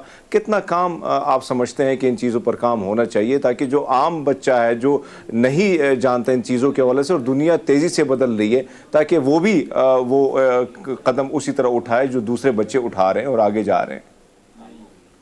आपको आवाज़ नहीं आई? जी नहीं, अच्छा, वो ये कह रहे हैं कि जो अंग्रेज़ी मीडियम स्कूल हैं, महंगे स्कूल हैं, वहाँ पे तो इस तरह के तजर्बे हो जाते हैं, लेकिन गवर्नमेंट स्कूल जो हैं वहाँ पे फुकदान है। कितना ज़्यादा आप समझते हैं कि वहाँ पे भी काम करने की ज़रूरत है ताकि वो भी हम पल्ला हो जाएं बाकी स्कूल के बच्चों की तरह? अच्छा, यहाँ मैं आपको बड़ी मज़े की बात बताता चलूँ कि पाकिस्तान तालीम के मामले में हम अमीर और गरीब हम ऑलमोस्ट एक ही क्वालिटी की एजुकेशन ले रहे हैं। और थोड़ा बहुत फ़र्क है, लेकिन जब एक्टिविटीज़ की बात करते हैं तो ये सिस्टम ना ही ओ लेवल्स में अभी तक पाकिस्तान के अंदर अप्लाई हुआ है, ना ही हमारी मेन स्ट्रीम FSC या 9th-10th में अप्लाई हो रहा है। तो यहाँ पर हम एक ही जगह पर खड़े हैं, और इसलिए मैं कह रहा हूँ कि एक तो सबसे पहला जो डिसाइडिंग फैक्टर है वो तो खुद गवर्नमेंट है। अगर गवर्नमेंट इसमें इन्वॉल्व होती है और इस आइडिया को सीरियसली लेती है और इसको इम्प्लीमेंट करवाने की कोशिश करती है, तो यहाँ पर ये गवर्नमेंट स्कूल्स में अगर हम ये चीज़ें मुहैया करें और लैब्स में उनके ये हम इंश्योर करें कि ये चीज़ें मौजूद हैं, तो वो बहुत से काम कर सकते हैं। असातिज़ा को हम थोड़ी सी ट्रेनिंग की ज़रूरत है,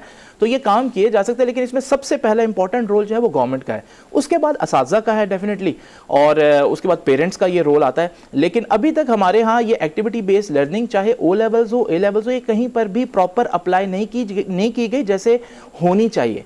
कभी साल में 2 दफ़ा 3 दफ़ा एक्टिविटीज़ करवा देना, ये एक्टिविटी बेस्ड लर्निंग नहीं होता।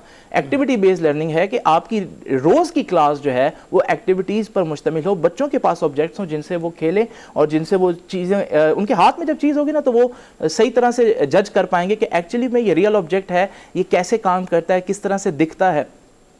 अच्छा, ये फरमाइए कि कितनी उम्र से आपके ख्याल में बच्चे को ये तरबियत शुरू कर देनी चाहिए? देखिए, आप बच्चा हर फील्ड में बचपन से ही एक्टिविटीज़ पर ही काम कर रहा होता है। ये सिर्फ मामला हमने एजुकेशन के साथ रखा हुआ कि वहाँ उसको हम किताबों में डाल देते हैं। बाकी जो भी चीज़ आप उसको as a parent as a teacher अच्छा सिखाना चाहते हैं, आप हमेशा उसको एक्टिविटीज़ की तरफ लेकर जाते हैं। इसकी कोई उम्र नहीं है। मेरा ख्याल है प्ले ग्रुप से ये आइडिया स्टार्ट हो जाना चाहिए, जो सबसे छोटी क्लास है, और यूँ ही ये आइडिया करते करते आर्ट्स में भी अप्लाई होना चाहिए, और ख़ास तौर पर साइंस में तो लाजमी अप्लाई होना चाहिए, क्योंकि उसमें इसके बगैर गुजारा नहीं है। ठीक है, ज़रा ये अब इसके बारे में बताइए कि ये एक व्हील लगा हुआ है। जी जी। और इसको अगर मैं चलाऊं तो ये इसके पैर भी चलते हैं। जी हाँ, लेकिन ये बैलेंस नहीं हो सकता। आप जैसे ही छोड़ेंगे तो ये फौरन से गिर जाएगा। तो यह हमारे पास फिजिक्स में बड़ा इंपॉर्टेंट टॉपिक होता है कि बैलेंसिंग कैसे करनी है। अब देखें ना, अब ये पढ़ाने जाएं तो हम यहाँ से स्टार्ट करें, बेटा आज मैं आप लोगों को पढ़ाऊंगा सेंटर ऑफ ग्रेविटी, बच्चे वैसे ही डर के बैठ जाएंगे, पता नहीं कौन सी चीज़ खौफनाक से नाम है। तो अगर हम यहाँ से स्टार्ट करने के बजाय हम यूँ जाएँ क्लास में और कहें कि यार कभी आप लोगों ने पेंसिल को बैलेंस करने की कोशिश की है उंगली पर, और ये सब ने किया हुआ है, और वो सब इसकी कोशिश करते रहे हैं, आप और मैं भी कोशिश करते हैं, और कभी भी ऐसा नहीं हो पाया। और अगर मैं वहाँ पर जाकर ऐलान करूँ कि आज जो हम टॉपिक पढ़ने जा रहे हैं, अगर वो आप लोगों ने सीख लिया तो आप अपनी उंगली पर पेंसिल को बैलेंस करना शुरू कर देंगे, तो आप यकीन माने अगर आप उसके बाद कहें कि मैं आज नहीं पढ़ा रहा, तो बच्चे कहेंगे कि नहीं सर आज का टॉपिक हमें पढ़ना है। तो आप स्टिंग बनाना है, तो अगर आप किसी भी चीज़ को बैलेंस करना चाहते हैं अपनी उंगली पर, तो उसका एक आसान तरीका होता है कि आप उसके नीचे एक हैवी मैस या एक हैवी वेट जो है वो लगा दें। उससे क्या होगा कि अब यही वो पेंसिल है जो कभी बैलेंस नहीं हुई थी, लेकिन अब आप देख रहे हैं कि ये पेंसिल बैलेंस है, और ये अच्छी खासी स्टेबल है, ताकि मैं अपनी उंगली को अगर मूव करूं तो भी ये यहाँ पर नहीं फॉल कर रही। इस प्रिंसिपल पर हम बहुत से टॉयज़ भी बनाते हैं, जैसे सर इसकी चोंच के नीचे उंगली रखें जी जी, तो आपको लगेगा जैसे ये गिर जाएगा, हाँ। लेकिन जब मैं इसको छोड़ूंगा तो ये यहाँ पर स्टेबल है, और ये अच्छा खासा स्टेबल है। यानी आप इसको देखें तो ये भी उसी असूल पर काम कर रहा है कि इसके जो पर हैं वो इसकी चोंच से थोड़े से नीचे रखे गए और हैवी रखे गए, जिसकी वजह से इसका सेंटर ऑफ ग्रेविटी थोड़ा सा नीचे आ गया। ठीक है, अच्छा, ये किस असूल के तहत काम करता है? ये बेसिकली सेंटर ऑफ ग्रेविटी होता है, हर Center बॉडी of के ऊपर एक gravity. पॉइंट होता है जिसे मैं जादुई पॉइंट कहता हूँ, मैजिकल पॉइंट कहता हूँ, जिस पर आप किसी भी चीज को बैलेंस कर सकते हैं। अच्छा, अब मजे की बात ये कि सिर्फ टॉयज में नहीं है, ये आपने पेंसिल बैलेंस करे, लोगों के रोजगार सेंटर ऑफ ग्रेविटी से वाबस्ता है। यानी सर्कस में आपने देखा होगा कि एक रस्सी के ऊपर एक रोप वॉकर जो है वो चलता है, और वो कैसे चलता है, वो भी बिल्कुल ऐसे ही चलता है। अगर आपने देखा हो तो उसने भी बहुत हैवी मैसेज जो हैं वो अपने साथ अटैच किए होते हैं, इससे उसका सेंटर ऑफ ग्रेविटी बहुत नीचे हो जाता है, और अगर आप इसके नीचे सपोर्ट दें तो आप देखेंगे कि ये भी बिल्कुल उसी तरह से बैलेंस ये बिल्कुल ऐसे सीधा खड़ा हुआ है, और ये सेंटर ऑफ ग्रेविटी जैसे बताया इन्होंने कि वो किया जाए तो ये अपने रस्सी के ऊपर भी चल सकता है, ये जैसे मतलब किया हुआ जी है। बिल्कुल। तो ये आप लोगों ने देखा होगा कि सर्कस में, और वो थोड़ा सा मूव करता है तो वो वापस अपनी पोजीशन रीस्टोर भी कर लेता है। ये इसका बताता है कि भाई इसका बैलेंस बड़ा अमेजिंग है। यहाँ से हम एक और चीज़ भी कर सकते हैं, उसके लिए मुझे आपकी थोड़ी सी हेल्प चाहिए होगी, और जिसके बारे में आप पूछ रहे थे कि ये अपने पॉइंट पर बैलेंस नहीं हो सकता। तो अब मैंने आपको जो तरीका बताया उसमें क्या बताया कि अगर आपने किसी चीज़ को फिंगर के ऊपर या किसी बारीक बेस के ऊपर बैलेंस करना है तो उसके साथ आपको हैवी मैसेज अटैच करने होंगे। तो मैं इसके साथ हैवी मैसेज अटैच कर देता हूँ लाइक दिस। अच्छा, अब मज़े की बात यह है कि अगर मैं इसको यहाँ पर रखूँ, आप इसको टाइट रखिएगा रोप, तो ये अब बैलेंस रहेगा। आप लोग देख रहे हैं, अब ये नहीं गिर रहा। तो यही वो सेंटर ऑफ ग्रेविटी का प्रिंसिपल है। लेकिन जब आप इस तरह से चीजें पढ़ाएंगे क्लास में, तो आप यकीन माने कि आप 5 मिनट लेट होंगे तो बच्चा डर रहा होगा कि कहीं सर ने छुट्टी तो नहीं कर ली। यानी वो अपनी क्लास को जैसे ही एंजॉय करना शुरू कर देगा तो वो यकीनन उसको मजा आना शुरू हो जाएगा, और वो आपका वेट करेगा, ना कि आप बच्चों में वेट करेंगे। अच्छा, ये छोटे छोटे टॉयज़ हैं जो बुनियादी तौर पे देखा जाए इनकी कोई कीमत भी बहुत ज़्यादा नहीं होगी, जिनको कोई भी ख़रीद के, और स्कूल जो है वो गवर्नमेंट स्कूल में भी प्रोवाइड किए जा सकते हैं। रुकावटें कहाँ आती हैं? मतलब अगर आप सिस्टम में देखें, आप तो एक उस्ताद हैं, ज़ाहिर है, मतलब आप तो बता रहे होंगे ये कुछ करो, लेकिन रुकावटें बहुत ज़्यादा हमें समझ में आता है, नज़र आती हैं। जी बिल्कुल। इसमें ना अगर आप इस सिस्टम को अप्लाई करना चाहते हैं, इसके लिए बड़े डिसाइडिंग किस्म के आपको मेयर्स लेने पड़ेंगे। ये ऐसे नहीं है कि आपने 2-3 बातें कर ली, इसके लिए आपको पूरा सिस्टम को चेंज करना पड़ेगा। आपको अपना करिकुलम इस तरह से डिज़ाइन करना होगा कि आप एक्टिविटीज़ को बीच में इन्वॉल्व कर सकें। अगर आपका सिस्टम ठीक नहीं है और आपका सिस्टम ही इजाज़त नहीं देता तो उस्ताद चाहकर भी कुछ नहीं कर सकता। अगर उसका काम ही सिर्फ ये रह गया कि उसने बस 30 मिनट्स के अंदर अंदर पूरा जो है ना वो टॉपिक कंप्लीट करना है, और करिकुलम इतना ज़्यादा है, तो वो कैसे एक्टिविटीज़ करवाएगा? तो ये असल प्रॉब्लम है। तो अगर हम फाइनेंशियल प्रॉब्लम अगर हम देखें, आप जिस तरह लेक्चर दे रहे हैं या चीज़ें प्रैक्टिकली हमें बता रहे हैं, उसमें हमें भी दिलचस्पी, बच्चे तो बच्चे, हमें भी उसमें एक अच्छी चीज़ नज़र आ रही है और दिलचस्पी हमारी भी बढ़ रही है। हमने देखा है स्कूल्स में, हम भी जब पढ़ते थे तो यही चीज़ होती थी कि पढ़ाई पे ज़्यादा ध्यान दिया जाता था, प्रैक्टिकल चीज़ों पे, कभी लेबॉर्ट्री में टेस्ट करने के लिए हमें जाते थे, मुख्तलिफ चीज़ों पे तजुर्बात करने के लिए, तो बहुत ही कम टाइम उसका दिया जाता था, और हमें बड़ी खुशी होती थी कि आज कुछ तजुर्बात जो हैं वो किए जाएंगे, उसके लिए बड़ी एक्साइटमेंट होती थी, बच्चों में होती है। वैसे क्या वजह है कि उस टीचर जो है उस तरफ ध्यान कम देता है और पढ़ाई की जानिब ज़्यादा ध्यान देता है, और यही वजह है कि वो टॉपिक पढ़ा के अपना पीरियड जो है वो ख़त्म करके निकल जाता है? इसके लिए कितना ज़रूरी है कि टीचर को भी उतनी ही ट्रेनिंग आप देनी चाहिए कि वो अब प्रैक्टिकल मामलात में वो आगे बढ़े, और कम से कम जिस तरह दुनिया तेज़ी से चल रही है उसी तरह हमारे जो स्टूडेंट्स हैं, हमारे तलबा हैं, वो भी आगे बढ़ सकें? बहुत से मामलात में टीचर्स चाहते हैं कुछ करना, लेकिन उनके हाथ बंधे हुए। जैसे मैंने बताया कि इसमें टीचर अकेला कुछ नहीं कर सकता, और बहुत सी चीज़ें हैं जो आसानी से वो अरेंज कर भी सकता है, लेकिन उसके लिए फिर टाइम कॉन्स्ट्रेंट है। अगर एक शख्स एक्टिविटीज़ के थ्रू पढ़ाना चाहता है तो उसको 30 मिनट्स का लेक्चर इनफ नहीं है, वो 40 मिनट्स मांगेगा। क्या वो जिस ऑर्गेनाइजेशन में पढ़ा रहा है वो उसके लिए स्पेशल एक 40 मिनट का लेक्चर जो है या 50 मिनट का लेक्चर बताएंगे, या उसको ये चीज़ें रखने के लिए या चीज़ें ख़रीदने के लिए फ़ाइनांस चाहिए, क्या वो फ़ाइनांस देंगे? और ये चीज़ें रखने के लिए उनको एक असिस्टेंट चाहिए, उसको एक टेबल चाहिए, और ये सारी चीज़ें हैं। तो आपका बिल्कुल सारा क्लासरूम का जो आइडिया है वो टोटली चेंज हो जाता है। तो क्या आपका सिस्टम इसको अलाउ करता है, और क्या ऑर्गेनाइजेशंस जहां वो जॉब कर रहा है टीचर, क्या वो उसको अलाउ करते हैं, और क्या वो उसको कोई इंसेंटिव देता है अच्छा परफॉर्म करने पर, या फिर अच्छा परफॉर्म करने की वजह से उसका सिलेबस पीछे रह जाएगा और वो ताने सुनता रहेगा? ये सारी चीज़ें हैं। यानी ये एक मसला नहीं है कि आपने एक जगह से एक नॉट खोली और आपका सारा सिस्टम सीधा हो गया। ये एक बड़े हम मुश्किल जगह पर फंसे हुए, जहाँ पर आपको बड़े इस तरह से मेजर्स लेने पड़ेंगे और हर एक को अपने एंड पर, असातिज़ा को, पेरेंट्स को और इसी तरह ऑर्गेनाइजेशंस को और फिर हमारी गवर्नमेंट को, इन सबको मिल बैठ कर कुछ सिस्टम बनाना पड़ेगा, वरना ऑलरेडी हम बहुत पीछे हैं और मज़ीद पीछे जाते रहेंगे। हालात आपके सामने। अच्छा हसन, ये दो चीज़ें और आपके पास है, ज़रा इनके बारे में भी बताइए। ये एक शीशा जो है इसके, अच्छा ये जैसे मैंने आपको बताया, जिस तरह से हमारा एक मिजाज है, हमारे कुछ रवैये हैं, बिहेवियर हैं, बिल्कुल इसी तरह से हर ऑब्जेक्ट के कुछ रवैये होते हैं, इसका भी कुछ बिहेवियर होगा। अब मैं तो अपना बिहेवियर बोल के आपको बता सकता हूँ, लेकिन ऑब्जेक्ट्स जो हैं वो नॉन लिविंग होते हैं, वो बता नहीं सकते। तो इनकी ज़ुबान कोई उर्दू या इंग्लिश तो है नहीं कि हम इनसे पूछ लें कि भाई हाँ आपका कौन सा रवैया है, आप क्या चाहते हैं।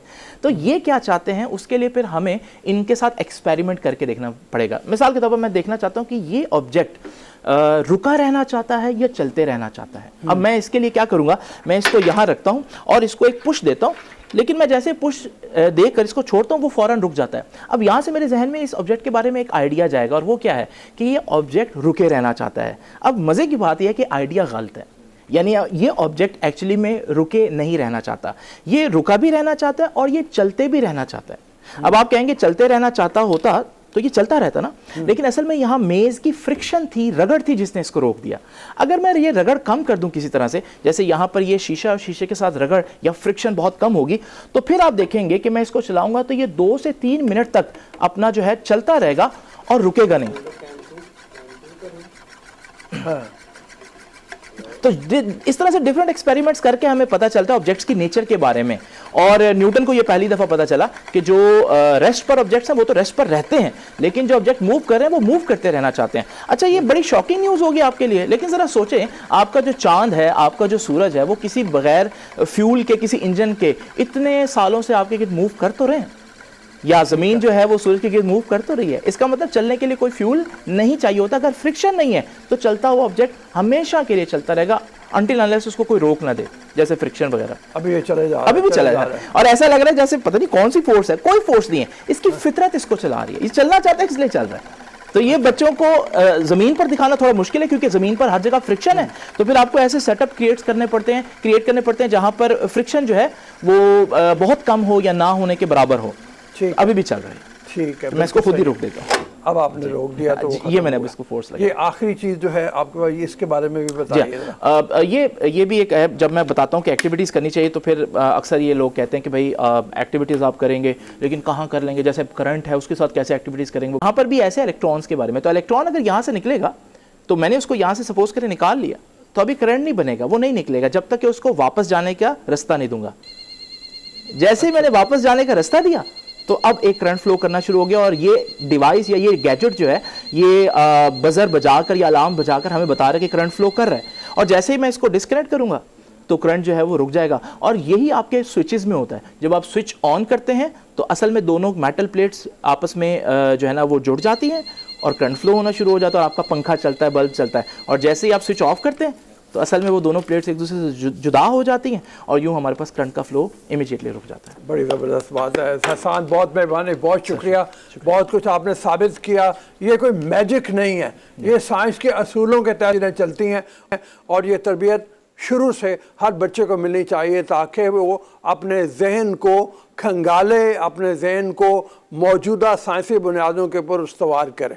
अभी इजाज़त दीजिए एक ब्रेक के लिए, ब्रेक के बाद वापस आते हैं आपकी खिदमत।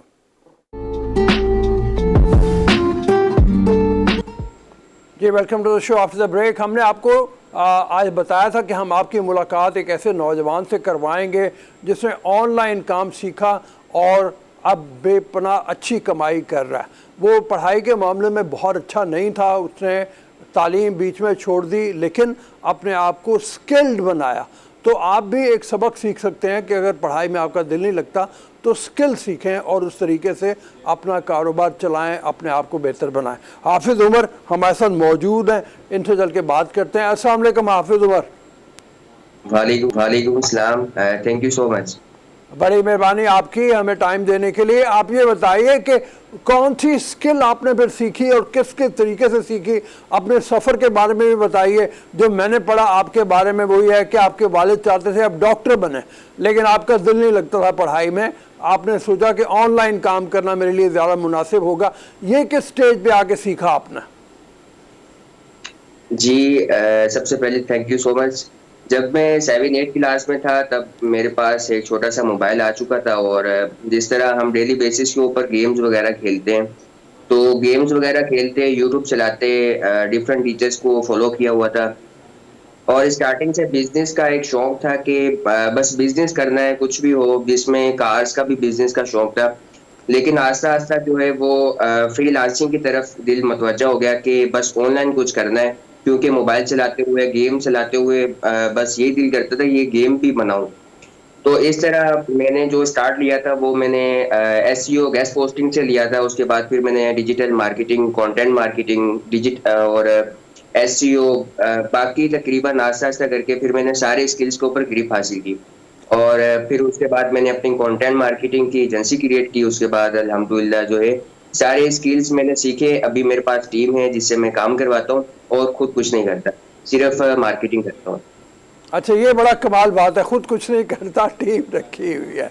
हरमीत हमारे साथ मौजूद है। हरमीत का जरा दिलचस्प सा सवाल होगा, वो आपसे बात करते हैं। जी हरमीत। अच्छा, हाफिज उमर, मुझे ये बताएं कि बड़े बहुत ज़्यादा यंग आप लग रहे हैं, और एक तो आपसे जानना चाहूँगा अपनी उम्र का कि आपकी एज क्या है, फिर इतनी जल्दी ये हम देखते हैं कि बहुत सारे बच्चे जो हैं, एक तो ये दौर अगर देखें तो ये भी स्किल का ही दौर है। अगर आपके पास स्किल है तो आप आगे जाके कुछ कर लेंगे।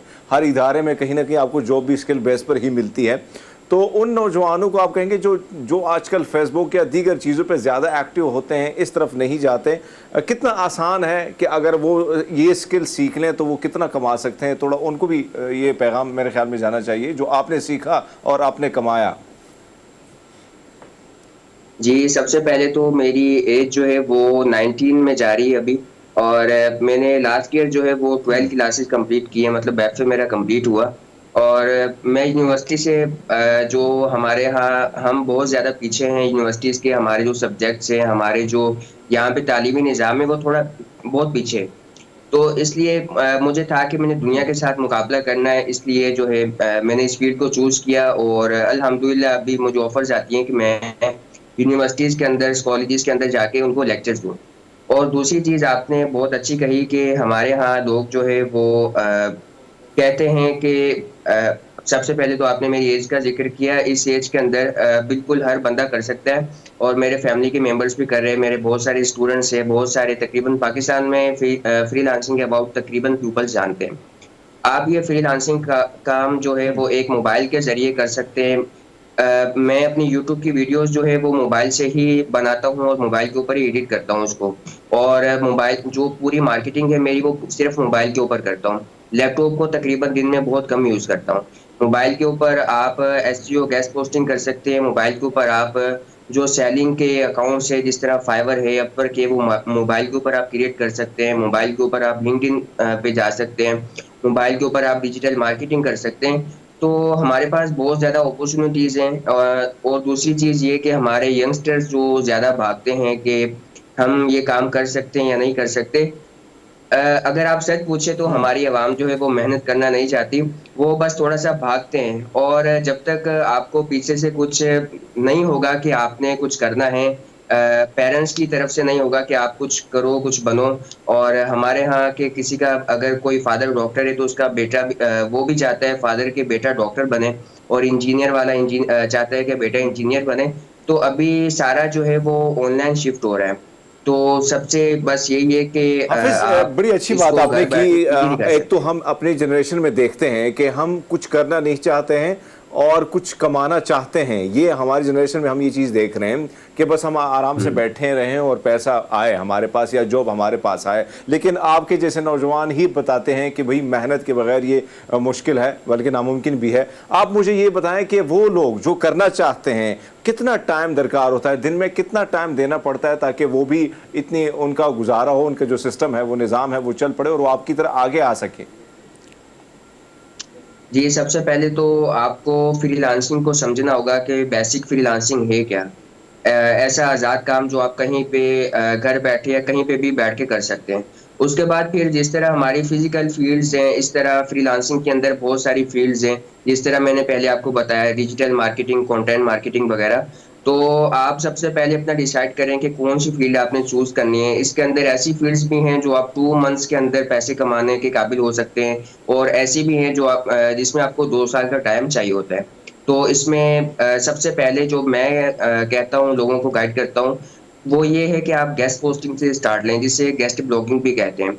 इसमें आपके कोई पैसे वगैरह नहीं लगते, आप इसको एक मोबाइल से स्टार्ट ले सकते हैं, और आप इसको जो है इजीली आगे बढ़ सकते हैं इससे। अच्छा हाफिज उमर, ये बताओ कि आपने जैसे थोड़ी देर बड़ी अभी बात की कि हमारा तालीमी निज़ाम बहुत पीछे रह गया।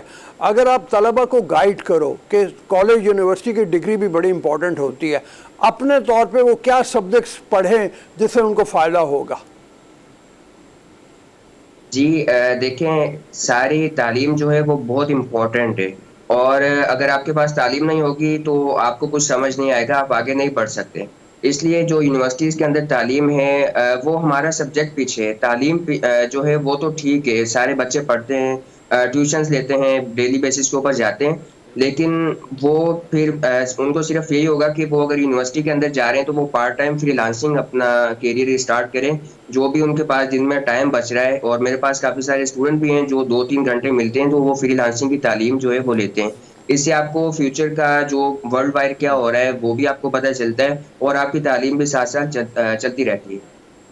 अच्छा, अब आप ये बताओ कि आपके वालिद खुश हैं आपसे? वा- वालिद तो क्या, पूरा इलाका ही खुश है, और अल्हम्दुलिल्लाह प्राउड है। पैसे कमा रहे हो तो ना। हाँ, पैसे कमा के दे रहे हैं वालिद को। वालिद जो कहते थे नहीं, कि हाँ, आप, सॉरी आपकी बात काट रहा हूँ। इसमें पैसों का नहीं, मुझे स्टार्टिंग से था कि मैंने वर्ल्ड वाइड कुछ करना है।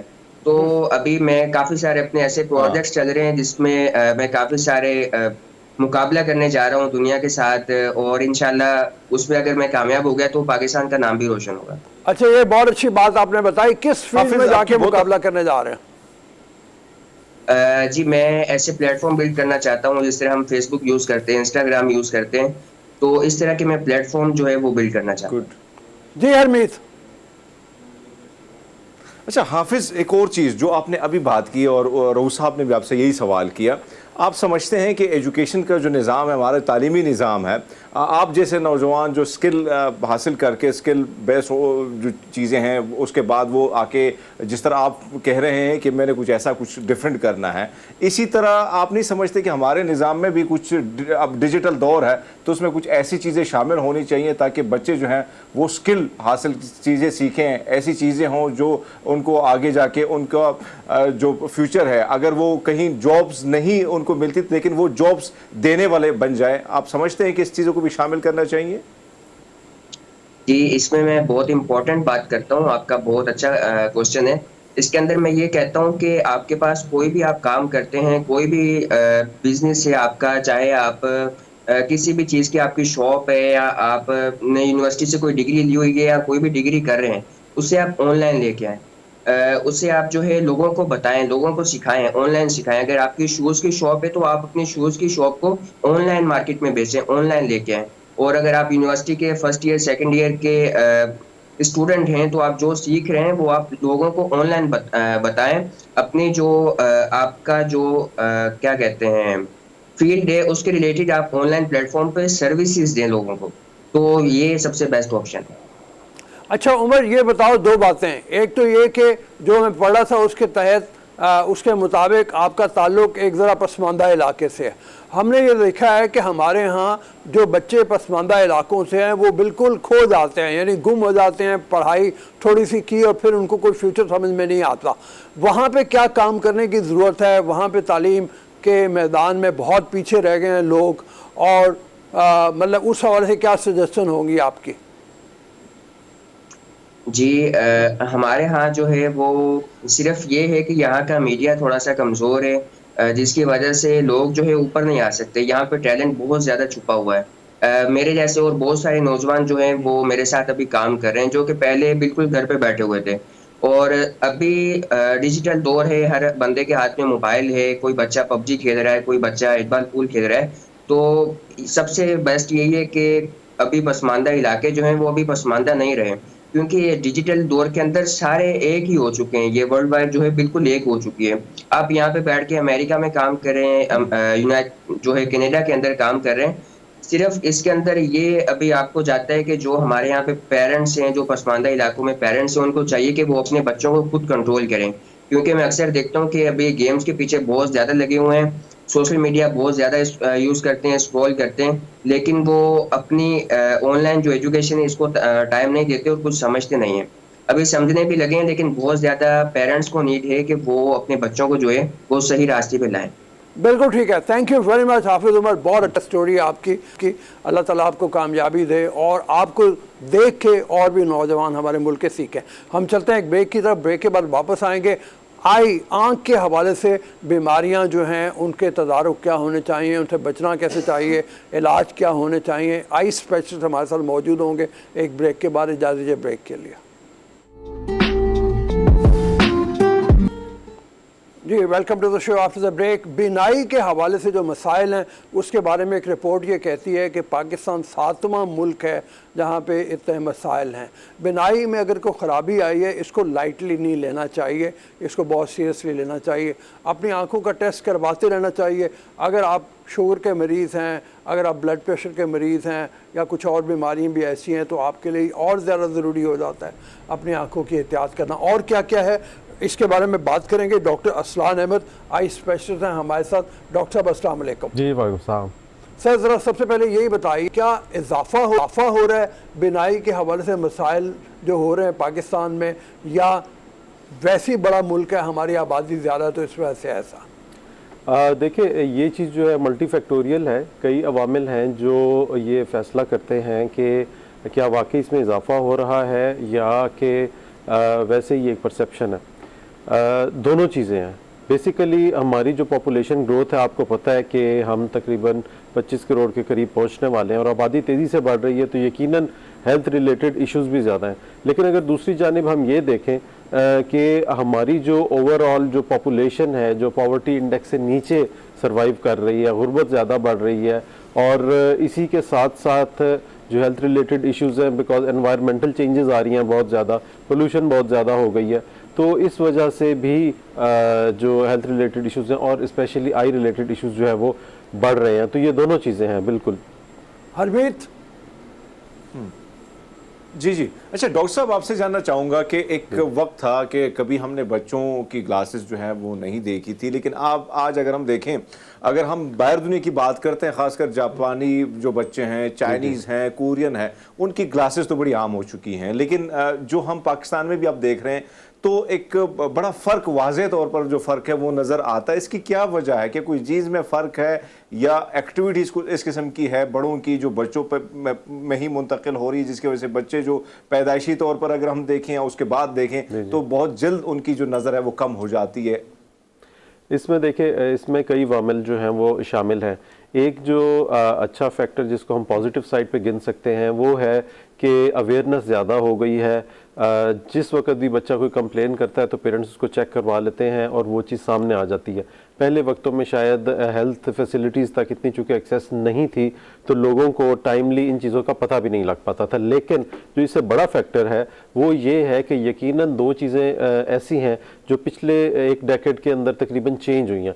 एक तो कई वजूहात की वजह से जो आउटडोर एक्टिविटीज़ हैं वो बहुत ज़्यादा लिमिट हो गई हैं, और आँख की जो डेवलपमेंट है बच्चों के अंदर, जो विज़न की डेवलपमेंट है, उसके लिए जो आउटडोर एक्टिविटीज़ हैं, जो ओपन एनवायरनमेंट है, ये बहुत ज़रूरी होती है।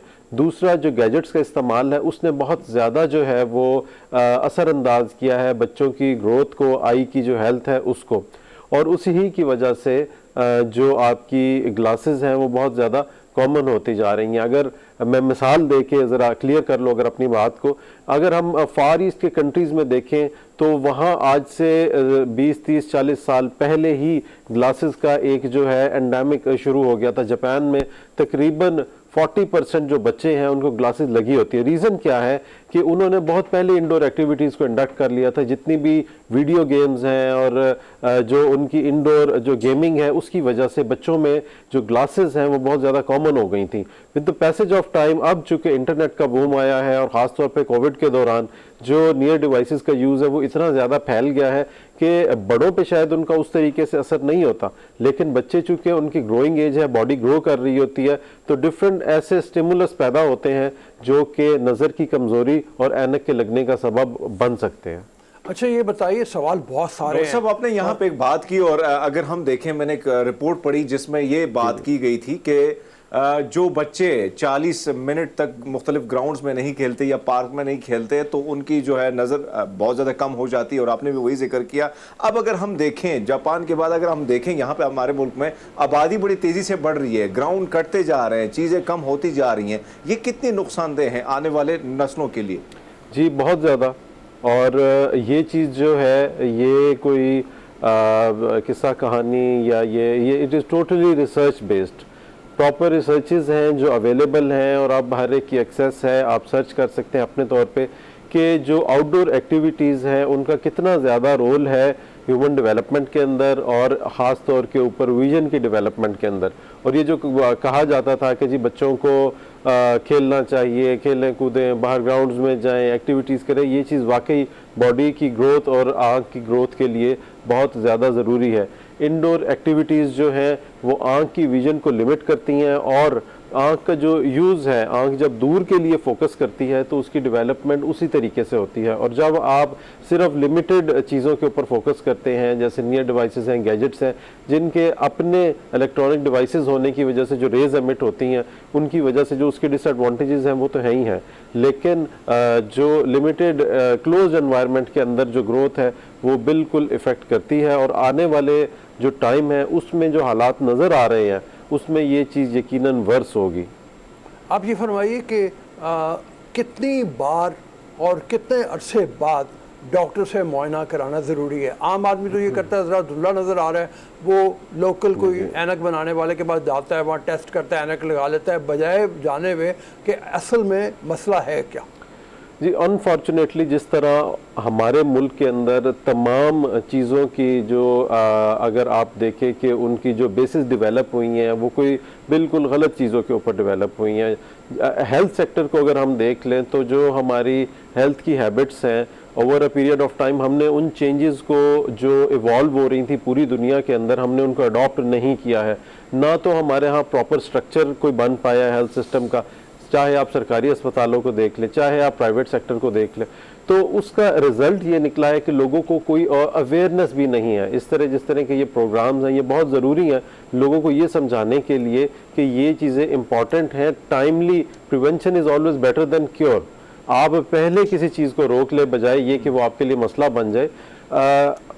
आपके क्वेश्चन का अगर मैं जवाब दूँ तो वो ये है कि स्कूल गोइंग जो प्रोटोकॉल है, इंटरनेशनल प्रोटोकॉल्स की अगर हम बात करें, जो स्कूल गोइंग बच्चे हैं जैसे ही वो स्कूल जाते हैं तो उनका एक मुआयना मैंडेटरी होता है, ये दूसरा मुआयना होता है उस मुआयने के बाद जो मैंडेटरी है पैदाइश के वक्त के ऊपर, यानी कि जो ही बच्चा पैदा होता है तो एक आई का एग्जामिनेशन पूरी दुनिया के अंदर स्टैंडर्ड है जिसमें बहुत सारी ऐसी बीमारियों का टाइमली पता लग सकता है जो आने वाले वक्त में विजन पर असरअंदाज हो सकती हैं। नेक्स्ट जो है हमारा 5 इयर्स या 4 इयर्स के ऊपर, और उसके बाद जब आप अपनी किसी प्रोफेशनल जॉब में जाते हैं जैसे 25 इयर्स 27 इयर्स आप किसी इंस्टीट्यूशन को ज्वाइन करते हैं और similarly at the age of 40 again, तो ये स्टैंडर्ड वो एज जोन्स हैं जिनके अंदर आपको अपना आँख का मुआयना कम से कम कराना चाहिए, चाहे आपको कोई प्रॉब्लम है या नहीं है। जी हरमीत। अच्छा डॉक्टर साहब, बहुत सारे लोग जब एक तरफ तो हम ये बात करते हैं कि मोबाइल और कंप्यूटर और दीगर चीज़ों के इस्तेमाल की वजह भी यही नज़र की कमज़ोरी यही वजह भी बन रही है, लेकिन बहुत सारे लोग इन एक्टिविटी से बड़े दूर रहते हैं, फिर भी उनकी जो नज़र है वो उसमें कमी पड़ती है और जाके उनको ग्लासेस लगाने पड़ते हैं। क्या वजूहात होती है? क्या कोलेस्ट्रोल का बढ़ना भी इसकी वजह बनता है या दीगर कोई ऐसी चीज़ हैं, ये भी बताइएगा। और दूसरी बात, ग़िज़ा कितनी इंपॉर्टेंट है, कौन सी ग़िज़ा इस्तेमाल करनी चाहिए ताकि आपकी जो नज़र है वो ठीक रहे? देखिए नज़र की कमी की वजूहात जो है उसमें कोई ये एक अकेली वजह तो नहीं है यकीनन, जिसका हमने अभी सारा जिक्र किया है गैजेट्स वगैरह का, और बहुत सारी चीज़ें हैं जो नज़र की कमी का सबब बन सकती हैं। और पाकिस्तान में अगर आप देख ले तो हमारे यहाँ अभी जो सिस्टेमिक डिजीज़ हम जिनको बोलते हैं जैसे डायबिटीज़ हो गई, हाइपरटेंशन हो गई, जिस तरह आँखों के मसाइल का हमने जिक्र किया है, सिमिलरली आप जितने भी हॉस्पिटल्स को देखेंगे तो वहाँ आपको ओपीडीज़ भरे हुए नज़र आएंगे शुगर के मरीज़ों से, ब्लड प्रेशर के मरीज़ों से। शुगर एक ऐसी चीज़ है जो कि पोटेंशियली ब्लाइंडनेस कॉज कर सकती है, आँख के मुकम्मल या नज़र के मुकम्मल ज़ाया होने का सबब बन सकती है। एक जो बहुत बड़ा प्रॉब्लम है हमारे यहाँ वो ये है कि नज़र में जब भी कोई प्रॉब्लम आता है तो हमें लगता है कि उसका हल सिर्फ ऐनक है। हमारे पास जितने भी पेशेंट आते हैं वो कहते हैं जी हमें कोई ग्लासेस दे दें, जबकि हम जब चेकअप करते हैं और हमें ये पता चलता है कि उनका आंख का पीछे से पर्दा डैमेज है, उनकी आंख में सफ़ेद मोतिया शुरू हो गया है या कोई और ऐसी बीमारी है, काला मोतिया हो गया है, उनका ये ख्याल होता है, ये कॉन्सेप्ट बन चुका है कि शायद आंख में जब भी कोई कमज़ोरी पैदा होगी, नज़र में जब भी कोई प्रॉब्लम आएगी तो ऐनक से उसका हल मुमकिन हो जाएगा। ऐसा बिल्कुल नहीं है। ग्लासेस का लगना यकीनन अगर ऐनक का नंबर है ज़रूरी है, लेकिन उसके अलावा कई ऐसे अमराज हैं जो बहुत तेज़ी से पाकिस्तानी पॉपुलेशन के अंदर बढ़ रहे हैं। और यहाँ मैं ख़ास तौर के ऊपर ये जिक्र करना चाहूँगा कि शुगर की वजह से ब्लाइंडनेस बहुत तेज़ी से बढ़ रही है पाकिस्तान के अंदर। इसके बारे में अवेयरनेस की भी बहुत ज़रूरत है और अपने जितने भी मेडिकल स्पेशलिस्ट और हमारे वो डॉक्टर हजरात जो एंडोक्राइनोलॉजी को डील करते हैं, मेरी उनसे भी ये रिक्वेस्ट है कि हमारे तमाम शुगर के पेशेंट्स को बाकायदा इस चीज़ पर फोर्स करें कि वो वक्तन फ़वक्तन जो कि इंटरनेशनल जो प्रोटोकॉल्स हैं उनको फॉलो करते हुए आंखों का मुआयना ज़रूर करवाएं और आई स्पेशलिस्ट के पास पेशेंट को ज़रूर रेफ़र करें ताकि विजन लॉस से पहले उस चीज़ को रोका जा सके, प्रिवेंट किया जा सके, ट्रीट किया जा सके। आपने बड़ी अच्छी बातें की हैं। अच्छा, बच्चे जो हैं वो उनकी ज़िद होती है कि जी ऐनक नहीं लगानी, हमें कॉन्टैक्ट लेंसेज लगवा दें। ये किस उम्र में जाके कॉन्टैक्ट लेंसेज लगवाना बेहतर रहता है या ये कि ऐनक ही बेहतर सोल्यूशन है? जी, आपका सवाल जो है बहुत वैलिड है, बहुत अच्छा है और अप टू द मार्क है। इसमें जो कॉन्टैक्ट लेंसेज हैं, देखिए कॉन्टैक्ट लेंस हम आजकल की जो जनरेशन है, आजकल की जो एनवायरनमेंट है उसमें बिल्कुल भी फेवर नहीं करते हैं। कॉन्टैक्ट लेंस एक वो सोल्यूशन था जो उस एज में या उस एरा के अंदर आया था जिस वक्त ग्लासेस फ्री एक कॉन्सेप्ट इंट्रोड्यूस किया गया था कि अगर आपने ऐनक नहीं लगानी है तो उसका हल जो है वो कॉन्टैक्ट लेंस की शक्ल में मौजूद है। कॉन्टैक्ट लेंस लगाने का शौक़ ज़्यादातर लोगों को अपनी कॉस्मेटिक लुक या अपीयरेंस बेहतर बनाने के लिए होता है ताकि उनको ग्लासेस ना लगाने पड़े और वो कॉन्टैक्ट लेंस यूज़ कर ले। इसमें देखिए जो प्रायोरिटी होनी चाहिए वो आपकी ये होनी चाहिए कि सबसे बेस्ट हाल तो ग्लासेस है जो कि किसी किस्म की कॉम्प्लिकेशन नहीं है उनकी। दूसरे नंबर के ऊपर अगर आप समझते हैं कि ग्लासेस आप नहीं लगाना चाहते हैं तो लेज़र के ज़रिए सिंगल सेशन से विदाउट एनी कॉम्प्लिकेशंस आप अपनी ग्लासेस को रिमूव कर सकते हैं, ये सेकंड ऑप्शन है। तीसरे नंबर के ऊपर कॉन्टैक्ट लेंस आते हैं जो कि हम फेवर नहीं करते और उसकी मल्टीपल रीजंस हैं। कॉन्टैक्ट लेंसेज आजकल जो मार्केट में जिस वक्त हम सर्च आउट करते हैं तो हम देखते हैं कि हर तरह के कॉन्टैक्ट लेंस, चाहे वो अप्रूव्ड हैं चाहे वो नहीं हैं, चाहे उनके जो केमिकल्स हैं, उनके सॉल्यूशंस हैं, उनका सोर्स क्या है हमें कोई पता नहीं होता। और ये एक ऐसी चीज़ है जो डायरेक्ट आंख के साथ कांटेक्ट में होती है। किसी भी वक्त कोई भी ऐसा इन्फेक्शन हो सकता है जो कि आंख में विजन के सिग्निफिकेंट लॉस का सबब बन सकता है और ये शॉर्ट टर्म लॉन्ग टर्म के अंदर भी आंख में कई ऐसे मसले हैं जो कॉन्टैक्ट लेंस के मुसलसल या डेली यूज़ की वजह से पैदा होते हैं। इसलिए जनरली तो हम कॉन्टैक्ट लेंसेज को फेवर नहीं करते हैं। बहुत मेहरबानी डॉक्टर साहब, थैंक मच आपके टाइम का। जिन लोगों के सवालात हों आंख के हवाले से वो हमें लिखें ज़रूर, हम डॉक्टर साहब के सामने रखेंगे, इनको दोबारा भी दावत देंगे आपके सवाल का जवाब देने के लिए। अभी इजाज़त दीजिए, हमारे प्रोग्राम का वक्त अब ख़त्म हो रहा है। इंशाअल्लाह ताला मंडे को आपसे मुलाकात होगी। अस्सलाम वालेकुम।